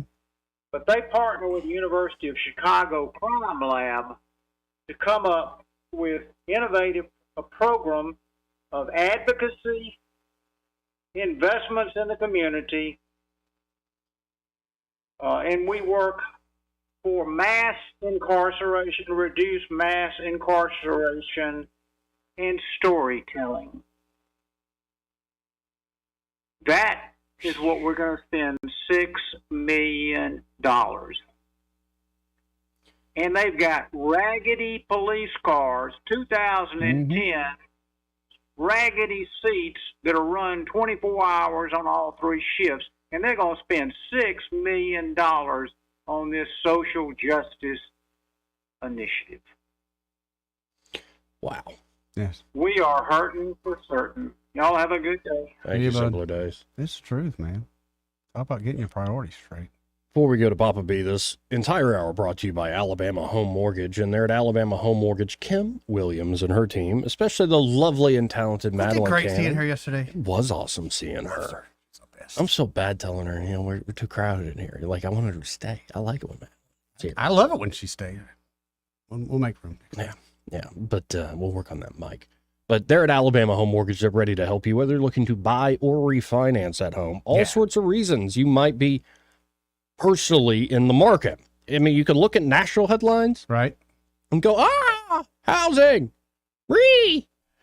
but you can't make your own decisions about your own life, your own home, your own financial situation based on those headlines. Honestly, if you watch the headlines, you'd never buy a house because it's always telling you it's the wrong time.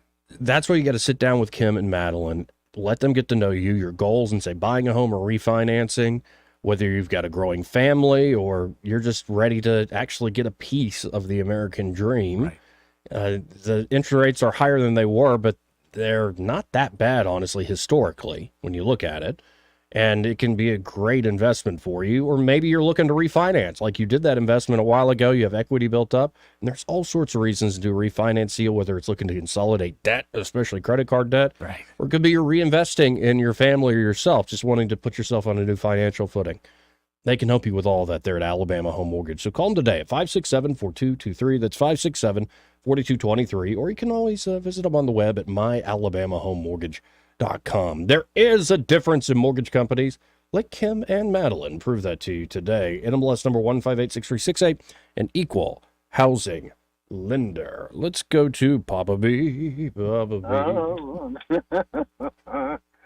Oh, what a great discussion y'all got going on today. All kind of stuff. Yeah. Oh, yeah. You're all over the map. But, you know, I wish I could say I've had an epiphany of all, because of all of this wild discussion going on. But honestly, I got to tell you, I don't think that any of us have yet had brought into focus for us the real cause and the real reason for the cloud of, you know, confusion and despair that is rising over this country, and that includes Montgomery and populous areas of Alabama. And when we finally discover the real reason for it, then we will be able to come to some resolution about it. But right now, it's just so, I mean, it's just so massive and so everywhere kind of thing. I don't see any kind of,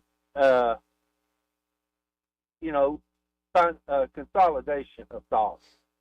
Okay? Yeah. What is it? What's going on? Why is this all happening? You know, I mean, why in the world would a mayor not use good sense and hire more cops, spend the money for cops that he already has? Well, you know, you can answer that question for yourself if you want to. I think I know why. Now, I don't know maybe the whole depth and scope of it, but he doesn't want to. Well, you know, you can carry it forward from there. Is it some kind of, you know, conspiracy? Is it some sort of scheme? Yeah, probably so. Well, and I think you're also running up against ideological goals, like the mass incarceration thing. Somewhat, you're right, but it doesn't work. All the social justice slobbering and hugging and kissing and everything in the world ain't going to stop bad people from doing bad things. Well, again, Never had. America loves to keep following down wrong ideas. We'll follow them to the end of the road every single time. You know, I would suggest to you that there's more to it than that, but that's part and parcel. I agree with you. I'll give you that. Right. You know, but we still haven't come to look, when we figure it out, when we really figure it out, I think that we're going to have enough people to finally say, blame it, this has got to change, and it's got to change right now. I just hope that we have a way to do it in a peaceful manner. That's my only concern. Amen. I'm not so sure that we really do, but, you know, we'll see. Well, I hate to cut you off, but I got to run here. All right, guys. Thank you, Papa B. See you, bro. We'll be right back, hopefully with Michael Cohen of Cohen's Electronics and Appliances. He may not know whether he's coming or going, but whether you're going to work or coming home, Greg Budell is there. Mornings 6 till 9 and afternoons 3 till 6. Sports, only on News Talk 93.1 FM WACV. The Tierce family has been your local Roto-Rooter service since 1964. Drain cleaning, plumbing repair, and those troublesome septic tanks, no problem. Technology has changed a bit in the last 54 years. Video inspections of lines to locate problems is available, as well as scheduling your appointment online. River Region residents have trusted Roto-Rooter for over half a century. You can too. Call today at 272-7130 or visit online at rotorooteralabama.com. Call Roto-Rooter, that's the name. And lethal troubles down the drain. Roto-Rooter. This hour of news and views is brought to you by our good friends at Alabama Home Mortgage. Alabama Home Mortgage, 567-4223. Visit them on the web at myalabamahomemortgage.com. NMLS number 1586368. An equal housing lender. The River Region's first and only news talk station on FM. Live, local talk. News Talk 93.1 FM WACV. Joey Clark. Welcome back. Some news and views in the afternoon. Let's go right to the phones and talk to Michael Cohen of Cohen's Electronics and Appliances. Hey, Michael, how you doing? Hey, how are you, Joey? I'm all right, though I feel a little out of my depth. Eddie tells me you want to talk about smart things. You should hear what else he said. So, at Cohen's every Monday, we do put up a new Facebook ad, and I think it's also on our website. But it's talking about some smart units that we carry. So typically there's going to be an appliance as well as an electronic part. So for the appliances, we have a nice Maytag washing machine that is smart. So it has the Wi-Fi capability, and you can control it with your phone. This would be really nice where you could load up all your dirty clothes and then start them when you're on your way home from work. Ooh. And then they could be ready for you, and then you just pop them in the dryer. I've got it pulled up on the screen here on the live stream. Smart top load washer with extra power. Now, I like that. And that's a good looking machine too. It is. It really is. So you're calling this the summer of smart there, Cohen's? Summer of smart. I like it. And I know y'all have all sorts of different options there for folks, but if somebody wanted to do a full on smart home, you would be able to help them out. Oh, yes. Yeah, and on my side of the store, we sell the Control4 that gives you the ability to control all of your lights. It gives you the ability to control your audio, video. They make door locks. They make thermostats. We've controlled people's pool. Oh, nice. I mean, there's a lot of cool stuff that you can do, and you don't have to have all Control4 stuff because like a Nest thermostat can be controlled with the Control4. So you can have everything under one app, cameras, your door locks, garage door. There's a lot of neat stuff, even your irrigation system. Well, on the appliance side, we've got dishwashers, we've got refrigerators, we've got wall ovens, washers, dryers that all have that capability. Well, I love it. Folks, you got to check it out. You can, of course, as we were just doing here on the show, look at thinkcohens.com, but I really encourage you to stop by the Boulevard there, 2515 Easter Boulevard here in Montgomery. They're open 9 to 6 Monday through Friday, 9 to 4 on Saturdays. And be sure to find Michael or one of the great team members there and say, hey, I heard Michael on with those two smart fellas, Joey and Eddie. That's right. Who knew? Who knew? Who knew? That's right. Who knew? Well, I appreciate it, Mike. Thank you, Michael. Thank y'all. We'll see you, buddy. I've got to get by there. He's got the Google video type doorbell on sale, and I need something bad. When we were going through the ad, I just happened to see it. I need to ask him about it, but I'll go by and see him. Yeah. Oh, and by the way, I weighed another pound less. There. 217 today, baby. Is that right? 217. Yeah. I don't want to discourage you. Where are you at? You're still the fattest guy in the studio. No, that's cool. Don't want to discourage you. No, I'm feeling good. 211. 211? 211. I'm going to catch up. I'm dropping it quick, man. I think you just got to follow me. Just take my lifestyle on. Yeah, just come on, Joey. Yeah, one of these days, we're gonna wake up and it's gonna be a Freaky Friday situation. Oh boy, I cannot wait for that. I get to rest. I'll know how to play the bass.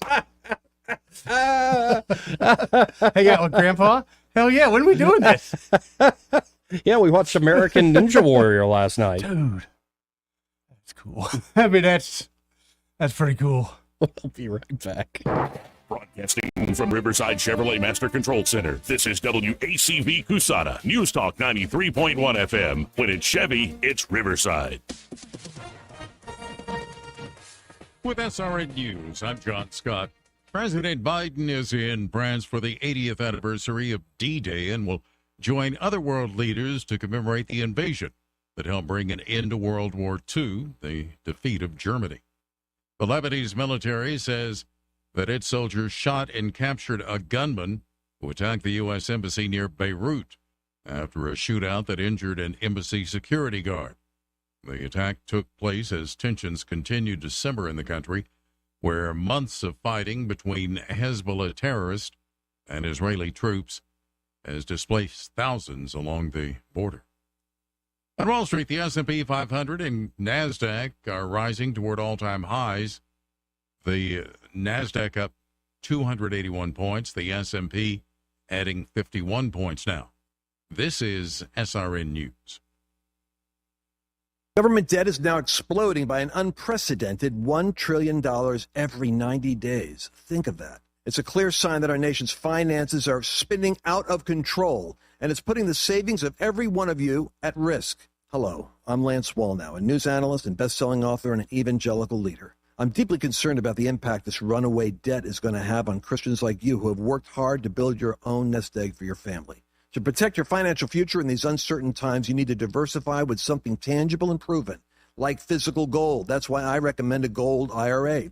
To learn more, text FAITH to the number 989898, and my friends at Birch Gold Group will rush you a free info kit on how to move your IRA or 401k to physical precious metals, tax and penalty-free. So don't wait. Just text the word FAITH to 989898 to get your free info kit on gold IRAs. Birch Gold Group is the only company I trust. There's no obligation. So text FAITH to 989898, and I pray this information helps you achieve prosperity and peace of mind.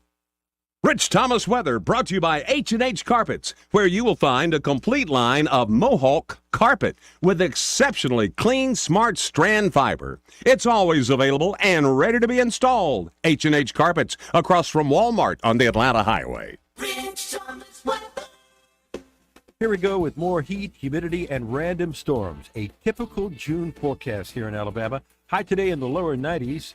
There'll be some widely scattered random storms, mostly in the afternoon and evening hours. Most towns will stay dry. Storms will be more numerous tomorrow as a front approaches, so we'll take the rain chances up a notch. Low tonight, 70. High in the upper 80s on Thursday. Maybe an isolated leftover storm on Friday before the humidity lowers behind the front on Saturday. From the Blue Water Weather Center, this is Rich Thomas. Do you have big plans this summer? Dive into summer with an ASE Credit Union vacation loan. Whether you've got a trip coming up, projects at home, or just need a little extra cash, we've got you covered. So don't put your plans on hold. Visit yourasecu.com or stop by and see us today. 1819 News. The state of Alabama and 22 other states are now challenging a new regulation coming from the Department of Energy. That new regulation is stricter energy efficiency standards for stoves, ovens, and other kitchen appliances. Alabama Attorney General Steve Marshall says that Joe Biden is continuing a radical agenda of war against things that work. Marshall also says that while the U.S. economy is hanging in the balance, Biden is seeking to force Americans to purchase more energy-efficient appliances. The 22 states are seeking a review of this new DOE rule, especially since the rule was implemented in a way that bypassed the normal process that allows for comments and critique. I'll be back with more Alabama stories after this. Some of the greatest blessings is just having people that care about you, to have someone that's just going to love you and make you feel important. They encourage you to be in church. They encourage you to be in prayer. They encourage you to be in your Bible. Now it's a part of my day every day. My house parents planted seeds in me that you can see where those seeds have sprouted in my life and helped change my life. Big Oak Ranch, a Christian home for children needing a chance. A trial gets underway in Mobile this week regarding the murder of a 16-year-old boy back in 2021. Shaven Scruggs was shot just outside of Figures Park. The suspect in Scruggs' death was 15 years old at the time that it happened. His name is not being released to the public. Opening arguments in this case are starting today. The Montgomery County Animal Shelter is facing an overload of dogs and cats. Almost 400 of these stray animals have been found and placed in the shelters, possibly due to the high cost of pet food as well as the cost of veterinary care and medicine. Adoption fees at the Montgomery Shelter have been cut in half to $50 in order to expedite the finding of good homes for these pets. I'm Andrea Tice. For more news affecting Alabamians, go to 1819news.com. And while you're there, subscribe to the daily newsletter. What's your biggest investment? More than likely, it's your home. So treat it that way when you hire a painting contractor. With PBS Painting, there are no gimmicks, no $99 specials. Just quality painting and someone who treats your home with the same respect that you do. At PBS Painting, we have been painting for years and look forward to many more years to come. With PBS Painting, the job gets prepped properly, whether it's cleaning, scraping, or priming. We always use quality products, which is a must for a quality paint job.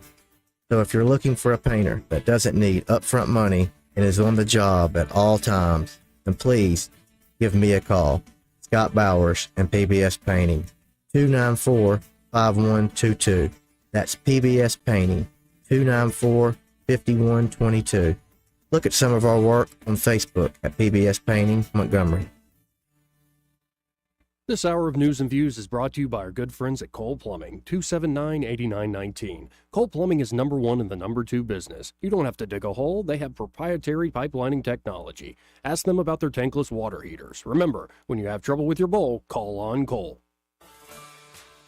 Epicure and Jack's Tavern, a family-owned and operated treasure, invites you to break the chains and eat local. With decades of tradition, they bring you meals prepared with locally sourced ingredients. Because here, you're not just a customer, you're part of the family. Experience the best house-aged and hand-cut steaks in the area at Epicure and Jack's Tavern. Each steak is a masterpiece, aged and cut in-house to ensure the highest quality. Join them for a steak that will elevate your dining experience. The views and opinions of the following program are solely those of the host and other contributors. These do not necessarily represent those of Liberty Acquisitions 825, Blue Water Broadcasting, its management, staff, or any advertisers.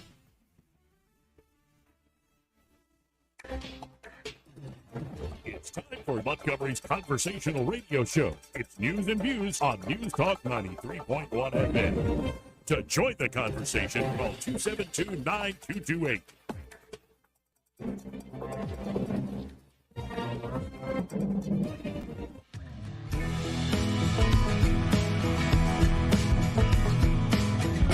I got hairy legs. What you just said is one of the most insanely idiotic things I have ever heard.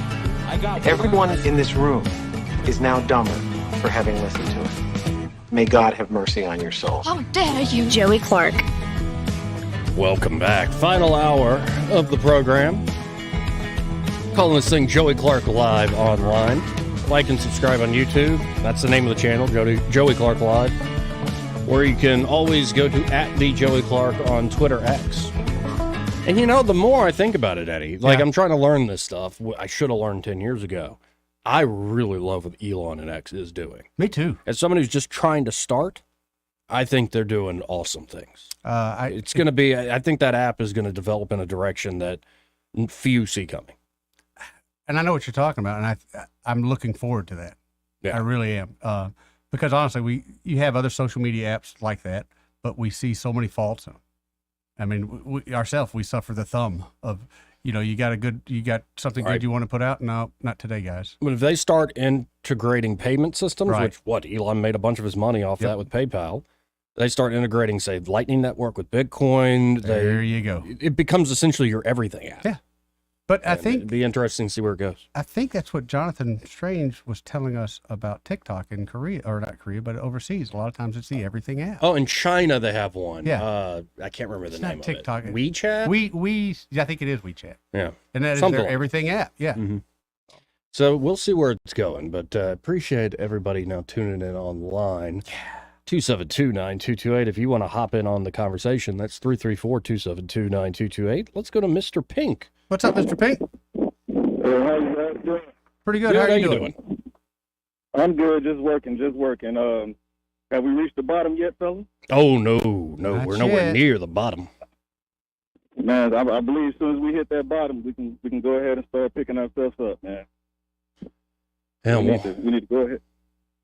Oh, go ahead. I was going to say, we just need to go ahead and hit it so we can, start it up, Yeah, one day at a time, and each man in his own way, I imagine. But, we're not near the bottom. It's what I said, I think, earlier. It's like they're all the house that is America. Yeah. Like, there's a termite infestation. People keep chipping away. The foundation's a little cracked. It looks like we got all these problems. We got light switches that don't even turn anything on. Right. And we're due for a renovation, and you got to wonder, when is it going to get? But see, what you said is right. We've got all these problems, but we've got politicians that want to paint the house. Right. They don't want to fix nothing. They just want to paint it. Right. You guys got me thinking about those 90 Bulls. I think America is the 90s Bulls, and we just walking around with trophies and from the 90s.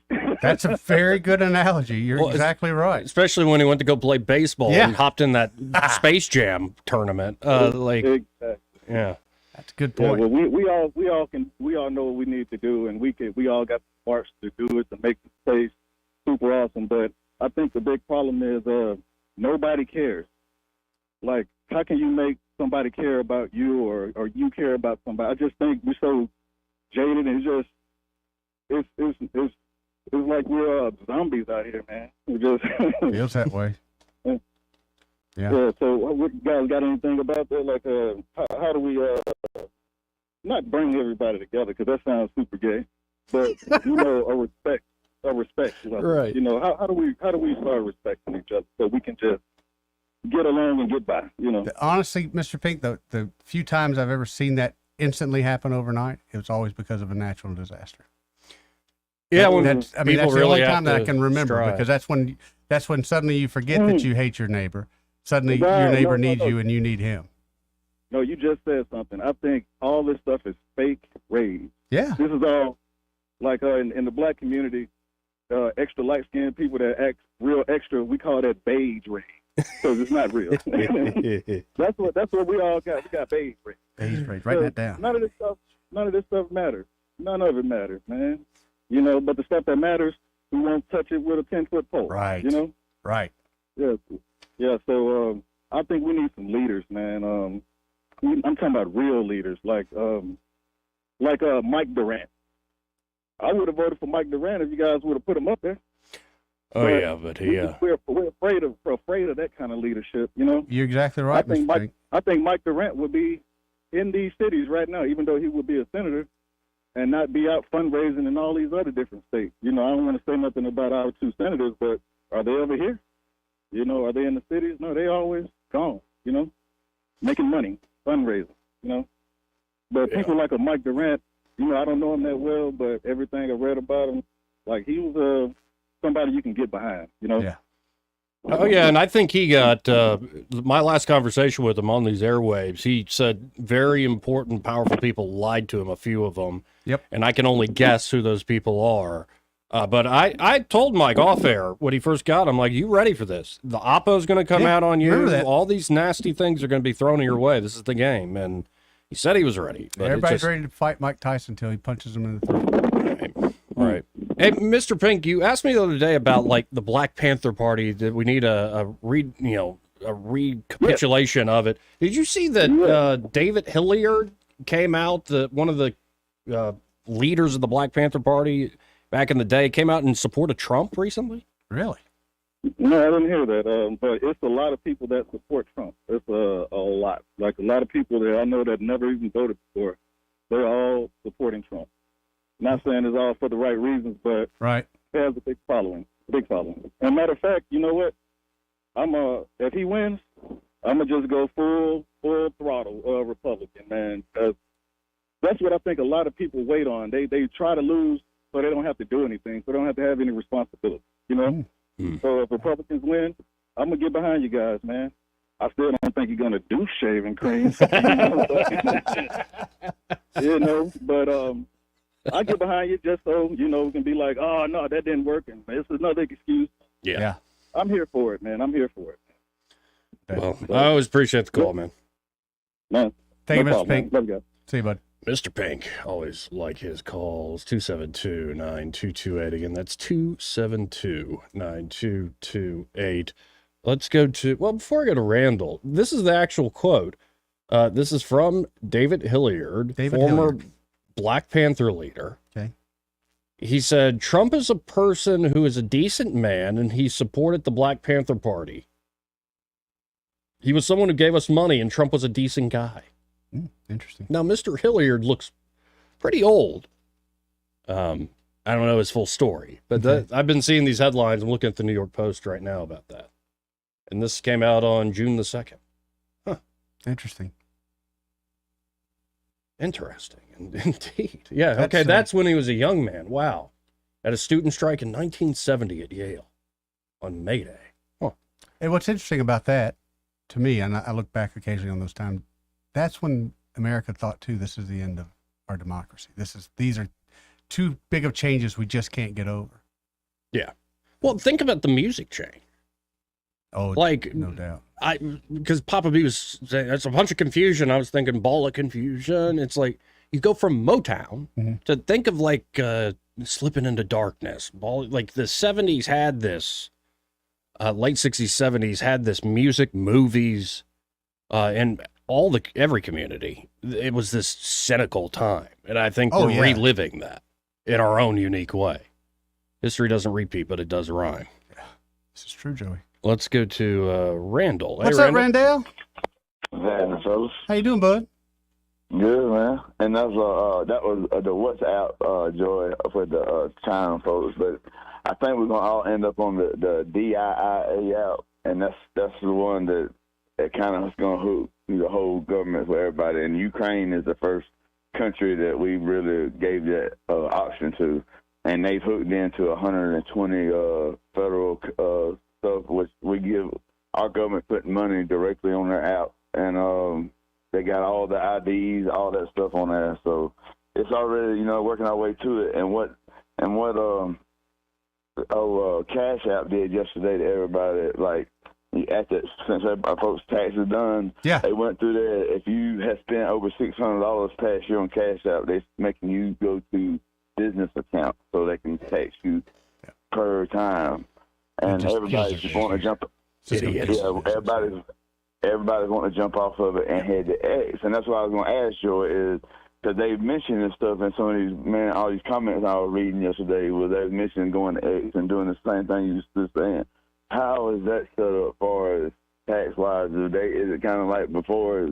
I don't know. It hasn't even been stood up yet, Randall. This is all stuff that Elon's trying to project I'm sure down the road. they're tied in tax, just like Airbnb and everything else. Once you go to set up, there is a firewall. You're putting in your information before you can go any further. To get paid, you've got to put in all your information. So they got you. And before I get to what I call, I was going to ask y'all, they do carry Pinks. They carry. It don't affect them yet. And nobody's going to move until it affects them, man. It just, you know what I mean? That's the bottom line. I mean, you sit there and look at your kids not having no food, that affects you. You're going to get up and move. You know what I mean? Like, it's different ways, it affects people. But people care. Because they wouldn't, and that's like they wouldn't be listening to this radio show if they didn't care, or you know what I mean, even sharing, commenting on Joy's live, even though they cutting up, they still care, or they wouldn't be here, you know what I mean, trying to find that hope, that line of where are we going from here, where are we headed, and so caring and being affected is, it's just two different things at this point. And what they did yesterday with the rocket, since you don't do the updates on rockets, and you were talking about Elon up in Huntsville. Oh, the Boeing capsule got up there, yeah. Is that the one they knocked down? I can't tell if it's a rocket that type was used and they just had a bunch of them left over, or the one we just destroyed and took off to the scrapyard is the one that went up on the Apollo 7. And did it actually was hooked to Apollo 7 and took people up and was one of the first? That's the first. Apollo 7 was the first manned mission.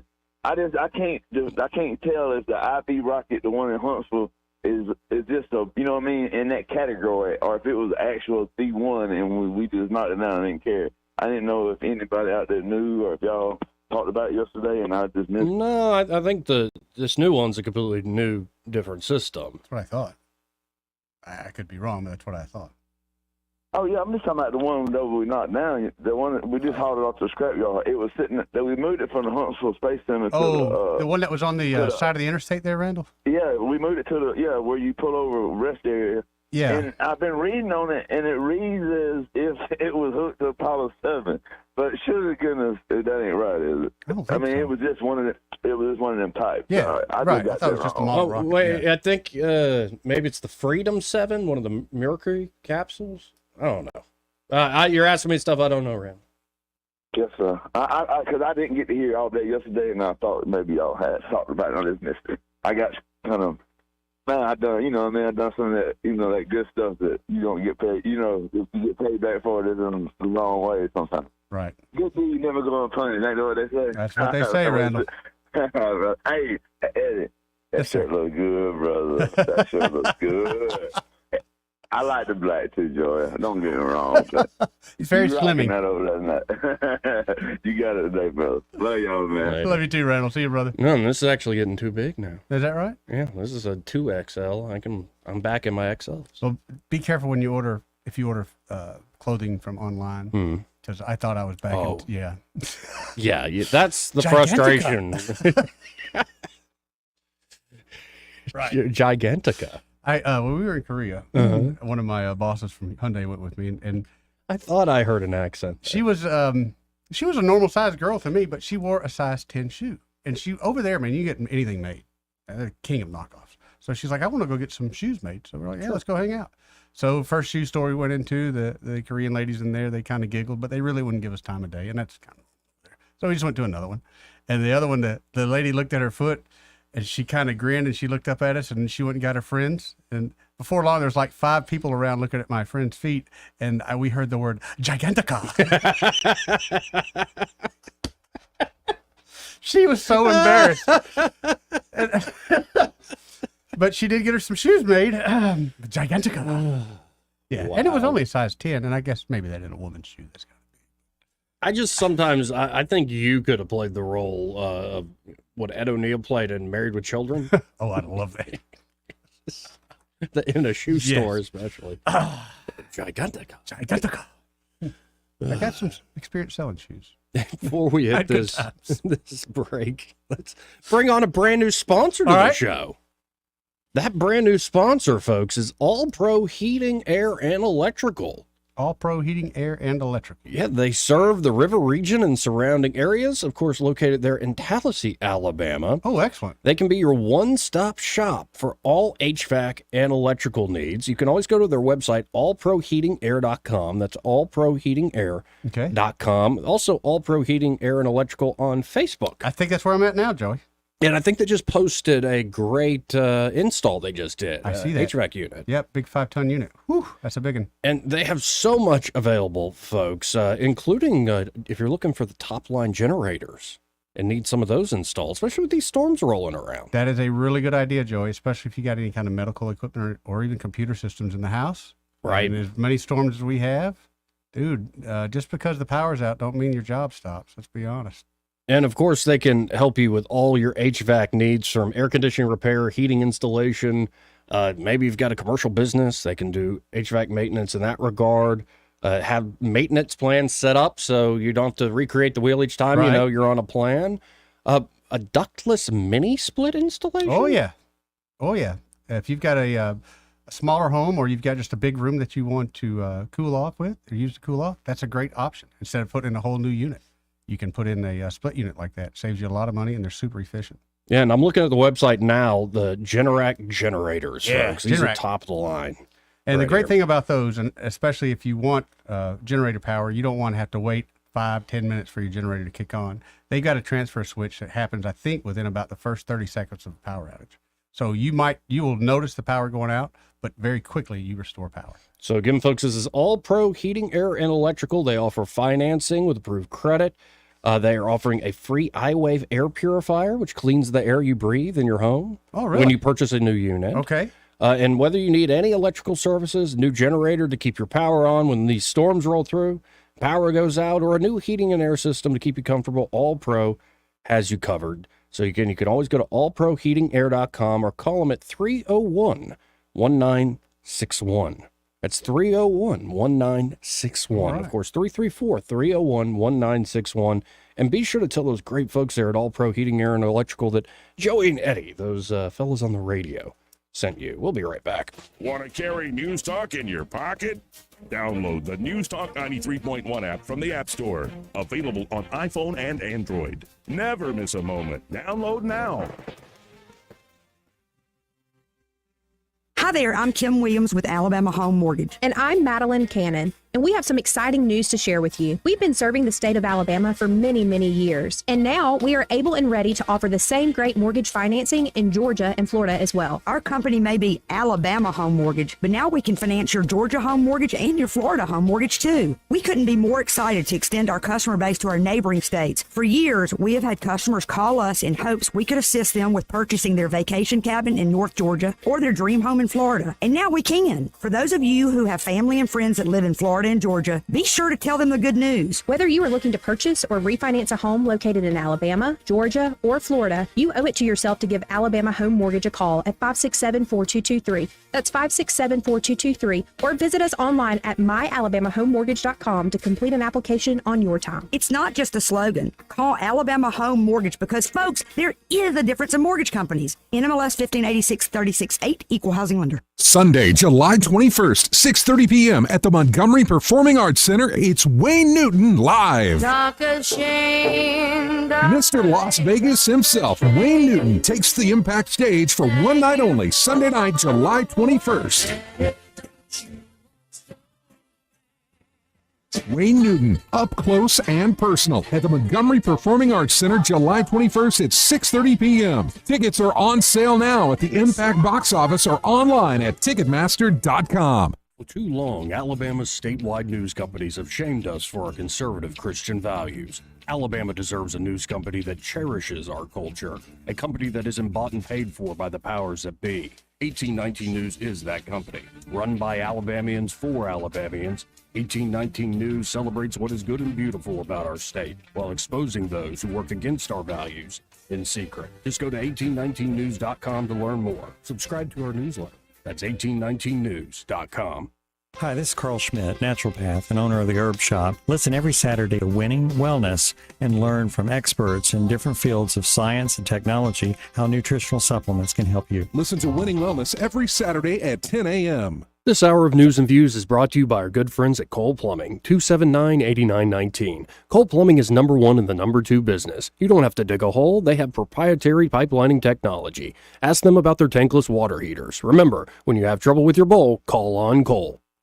Live, local talk. The River Region's most trusted voice for news and opinion. News Talk 93.1 FM WACV.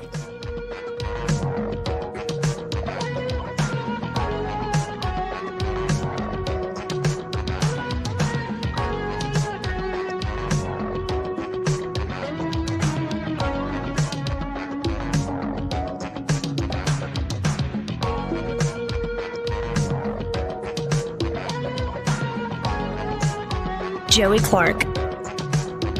Welcome back to News and Views in the afternoon. 272-9228 if you want to get in on the program. Let's go to Crawdad. In fact, American Crawdad. That's right.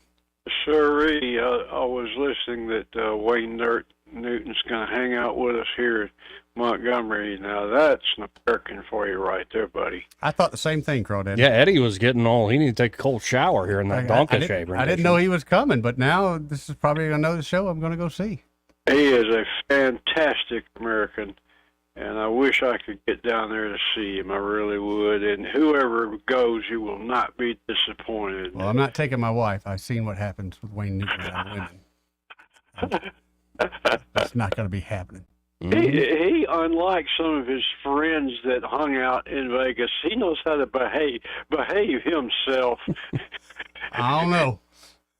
No, he's pretty good about it. You know, he has a reputation to maintain, Mr. Las Vegas. That's right. There was a time that I wanted to go to Vegas and I was too young. It was when Prince had a residency there, the 3121 Club. But I wanted to see him. I wanted to see Wayne Newton. I wanted to see all the locals that just set up shop there. When Prince was he came to Montgomery and played at the Garrett Coliseum one time. Really? What year was that? Golly, I cannot remember, but he's like in your face with his little purple G-string. Yeah, it might have been, if you're talking 1980, 81, that would be like the Dirty Mind tour. Is that the same purple G-string you won on that auction site? No, I'd have never been on any. You're lying, Eddie. Never done anything like that. Little Prince. Openly. Mm-hmm. Yeah. Yeah, maybe you can get me real drunk. Okay, now, the reason I called our dear friend, he called a minute ago, he talking about the rockets and things. Yes, sir. All right. When we, after so much, anyway, trying to make things make sense, sorry, the family, Von Braun family had been relocated in 1950 because of Redstone. Okay.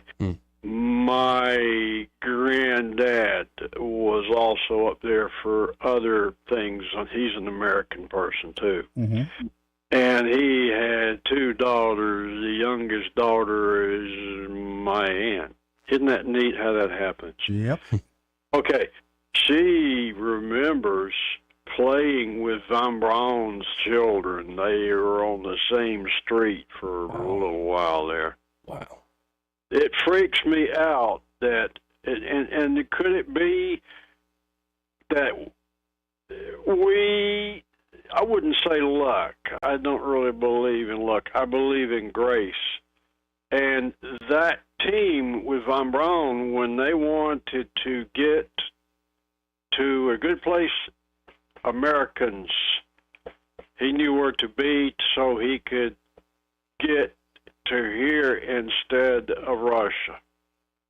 So, long story, but I just thought when my mom and her sister would tell about the Von Braun, and it's like, okay, I'm just going to be real quiet, listen, because a wise old owl, you know this one, Eddie, because when you fish, you see owls.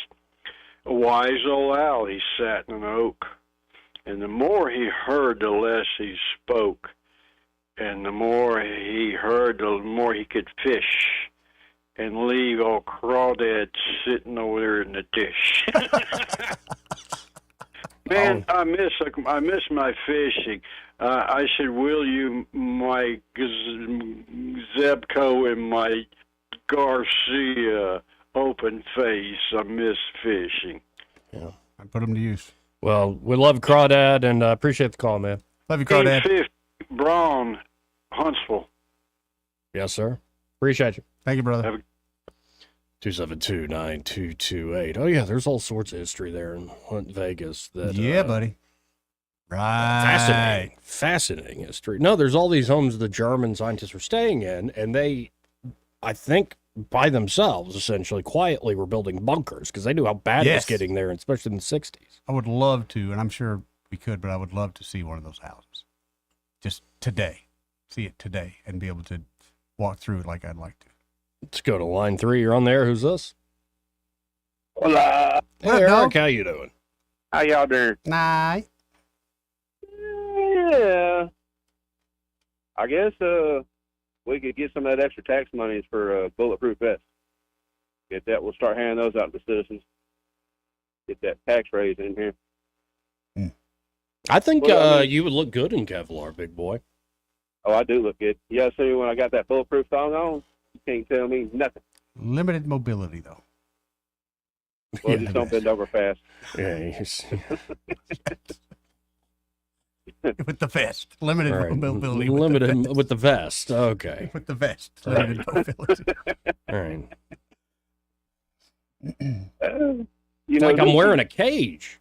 It's what honestly, it's what it feels like. And then you get the vest. Up to your the vest. Yeah, 100%. You gotta do what you gotta do in order to maintain what it is you're trying to go. I think maybe Stephen's biggest problem maybe, I don't know, is he doesn't want to, beef up the police force because, that might have poor national implications that somebody might use against him. He's pro-police. He built up the police force in Montgomery to get that town all under control. I don't know for sure, but it sounds like that man's losing support every day. Well, every day. And then, it's one thing to say, okay, we need this, we need that, but we need a leader is what we need.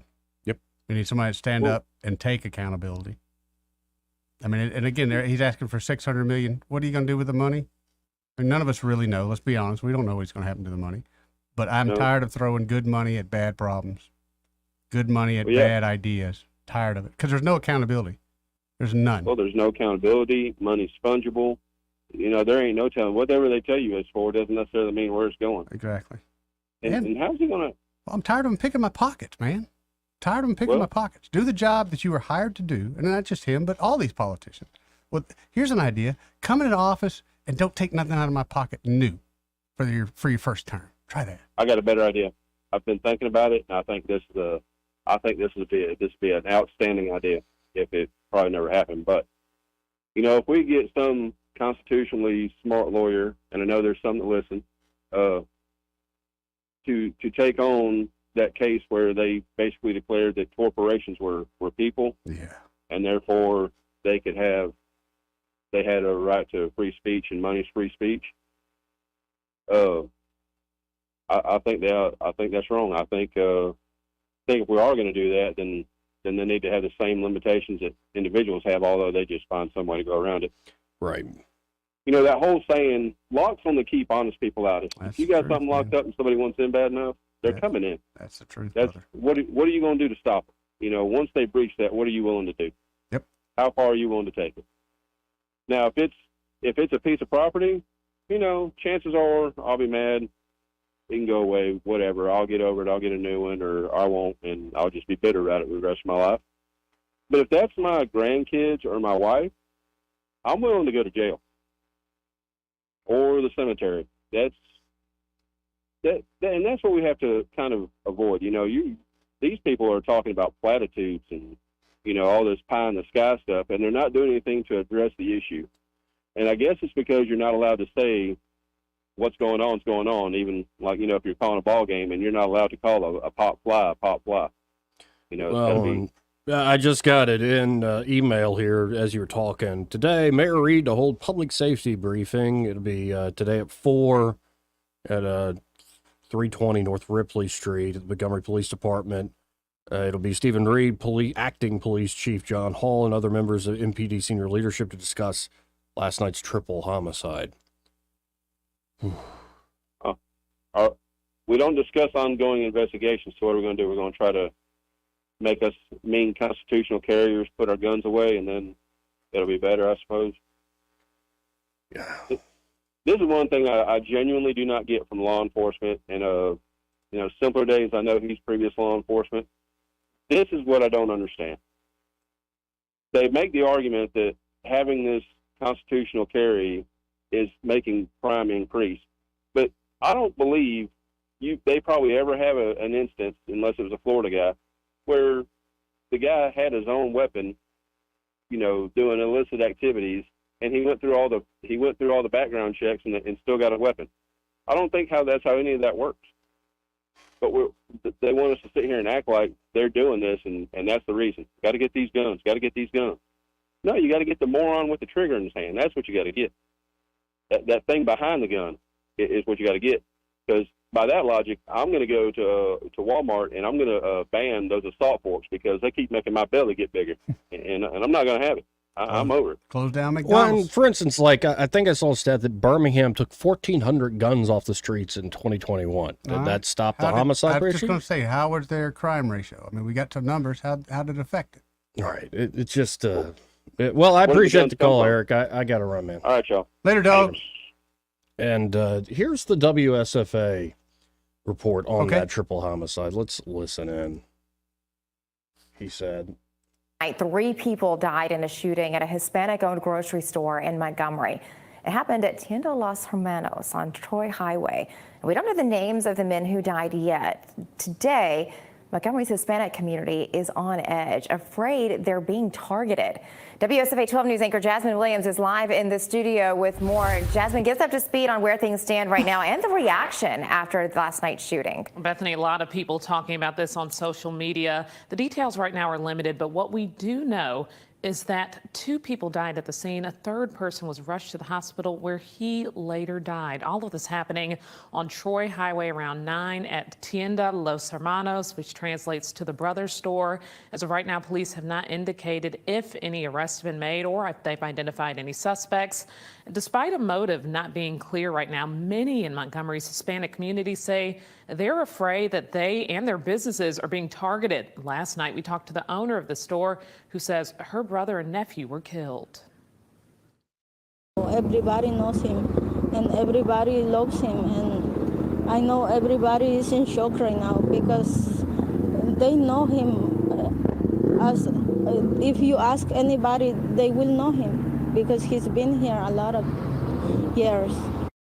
They're calling now on the city and MPD to do more to protect its Hispanic citizens. Recently, we reported on an armed robbery not far from that store at a Hispanic-owned ice cream shop on Bell Road, and then another robbery and a shooting at a Mexican restaurant not far from Taylor Road. At last check, Bethany, all of those crimes still under investigation. All right, Jasmine. Our crew did see Montgomery Mayor Stephen Reed and some city council members at the shooting scene last night, just hours after another packed city council meeting where gun violence was again the primary discussion. Growing up, Zayla. Oh, goodness. Yeah, that's bad. That there's starting to be a pattern here. Think. Yeah, Stevie Wonder can see that. Yep. Well, we'll see. Again, the mayor and police leadership doing a press conference at 4 about what happened last night. See what they have to say.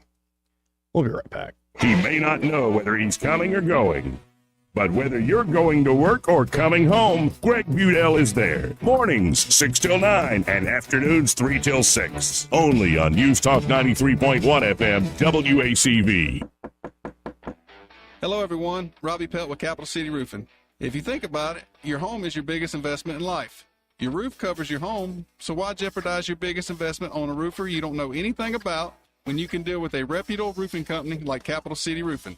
We have an A+ Better Business rating and the best manufacturers and workmanship warranties available. We do all residential and commercial roofing applications that are certified through the manufacturer to ensure you get the best material and workmanship money can buy. We also have your project in our best interest before and after construction has been done.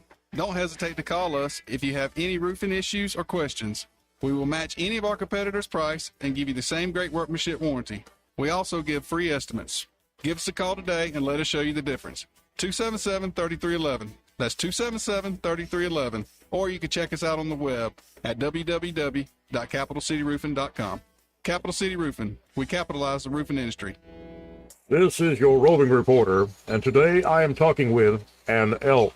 Hey man. Mr. Elk, I was just wondering, what do elk do to take care of their money? Well, like most smart folks, we call David Erdit. You mean Alabama's most favorite asset preservationist? That's him, man. We call him up at 334-279-7431 or 205-479-0839. I see. Yes, he is our preferred money man. The money man with the money plan. You've been paying attention. Well, could you give us those numbers one more time? 334-279-7431 or 205-479-0839. And I just want to try to give you a heads up, man. Oh, what's that? I'm not an elk. Not an elk, huh? Well, then, pray tell, what are you? Knights of Columbus.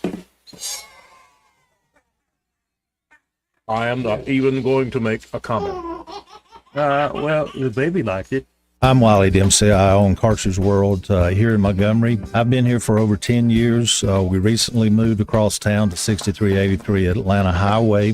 Without Blue Water, we wouldn't be able to be as successful as we are. They got the message out to thousands of people. Radio reaches over 90% of everyone in the river region. Shouldn't your ads be out there where your customers are? Call us to find out more. Blue Water Broadcasting. Local folks helping local business. Weather is brought to you by the Johnny Adams Law Firm. I'm Johnny Adams with the Johnny Adams Law Firm. Alabama's bringing you a fabulous day and a blessed evening. Stay weather alert. Hi, everybody. We've got a front on the way that's going to bring some weather changes. Maybe an isolated shower or storm in the evening hours tonight, but really the storms will start to increase in the wee hours late tonight and tomorrow as a front approaches. Low tonight down to about 71. Thursday's high 88. By Friday and Saturday behind the front, sunshine and lower humidity. High both days near 90 with widely scattered storms on Sunday. From the Blue Water Weather Center, this is Rich Thomas.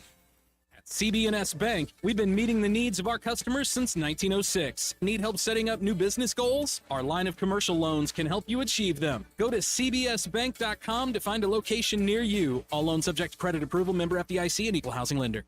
Don't you love the feeling of coming home to a clean house? Let Southern Bell's Cleaning Service get your home in order. Families in the River region trust Southern Bell's because they know Callan and Jesse will show up on time and believe in cleaning the old-fashioned way. They bring all their own supplies and specialize in full-service, residential, commercial, vacant properties, and construction cleanup. Estimates are always free. Call Southern Bells today at 546-0715 or follow them on Facebook at Southern Bells Cleaning River Region.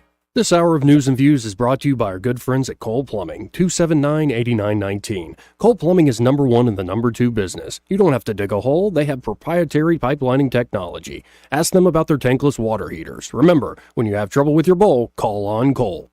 The River Region's News Talk Station. News Talk 93.1, WACV. News Talk 93.1.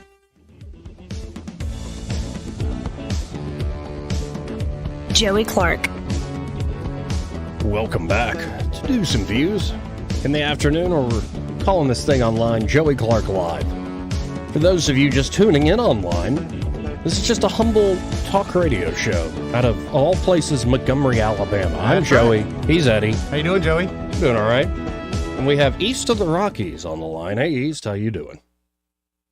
I'm doing pretty good. Hey, look, I want to talk about this thing of Latin crime, man. It's here in Millbrook. We've got a little Latino store that got hit several years ago, and they lost $20,000.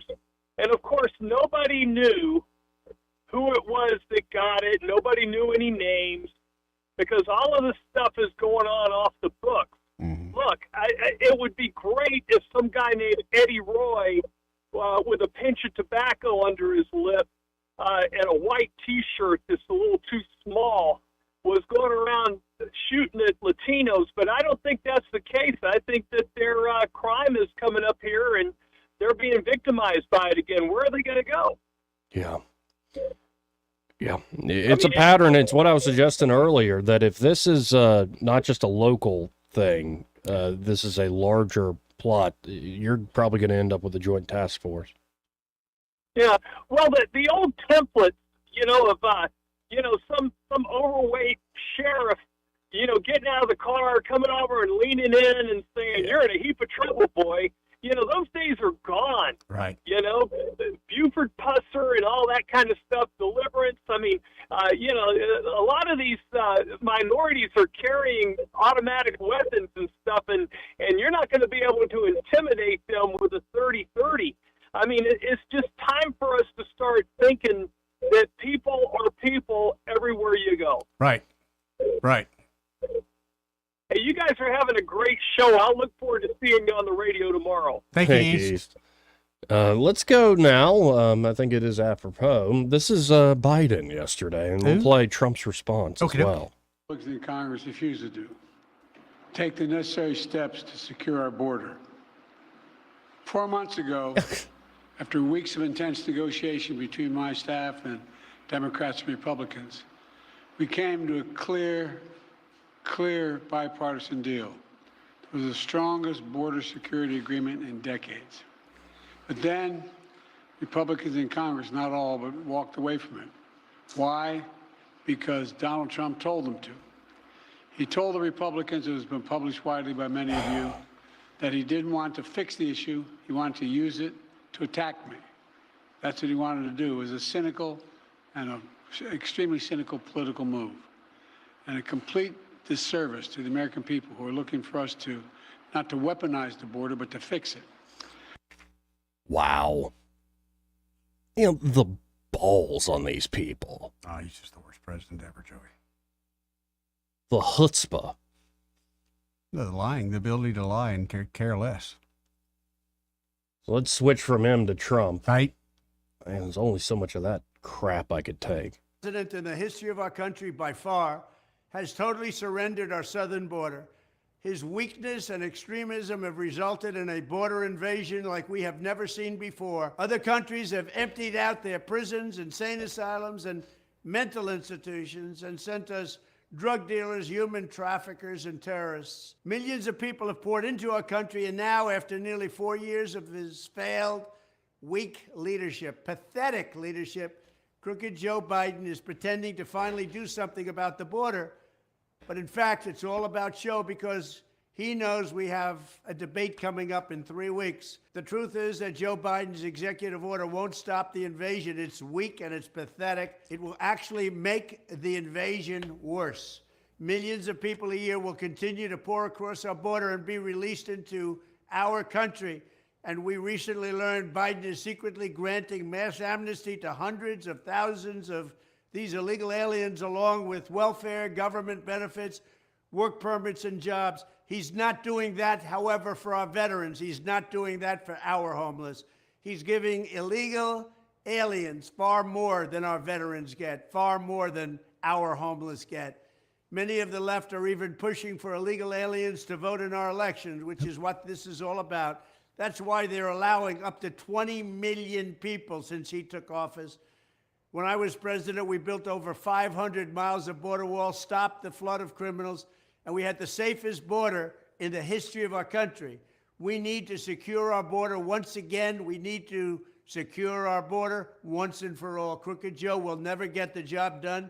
He doesn't want to get the job done. It's just words and misinformation because he could have done it very easily. All he had to do is say, close the border. That's the power of the presidency. But when I'm elected, it will be my top priority. On day one, I will seal the border, stop the invasion, and send Joe Biden's illegal aliens back home. They have to be sent back home because no country can sustain the damage that our country is sustaining. All over the world, crime rates are going down because all over the world, not just South America, they're sending criminals into the United States of America. They're taking their drug dealers and their people in jail, lots of people in jail. They're taking their murderers, their killers, they're taking them all and they're sending them into the United States. In Venezuela, crime is down a staggering 67%. Right. Because if you go to Caracas, if you go to different places, they're sending their criminals into the United States.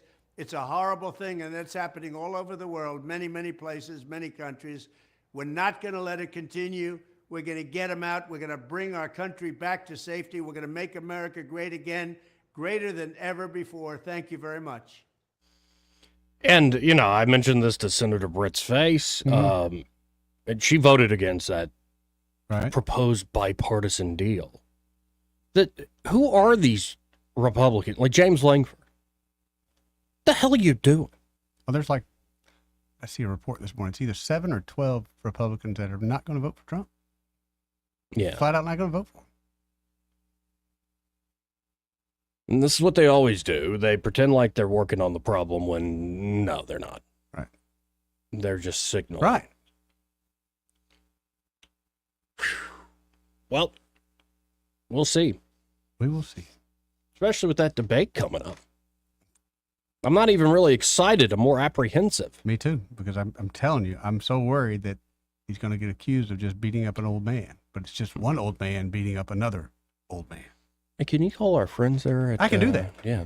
272-9228. If you want to try to get in, though, we're pretty much out of time here, folks. And I feel like we've learned a lot today, I suppose.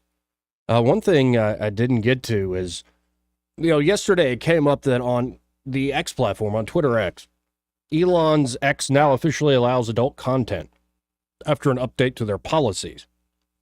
In reaction to that, a bunch of big accounts were tweeting right at Elon, saying, hey, can I have X platform with no porn? And actually, Elon responded. He said it would be my top priority. Where you just push a button, it's a filter, no porn. And so, yeah, everybody wins that way. Let me ask you with that button, can you turn it back on and turn it back off? I got a feeling that's what most people are going to do. That's how a button works, right? I've got a feeling that's how most people are going to do. You're going to turn it on for a little while, hit the button, back off. Turn the button off. Yeah. Oh.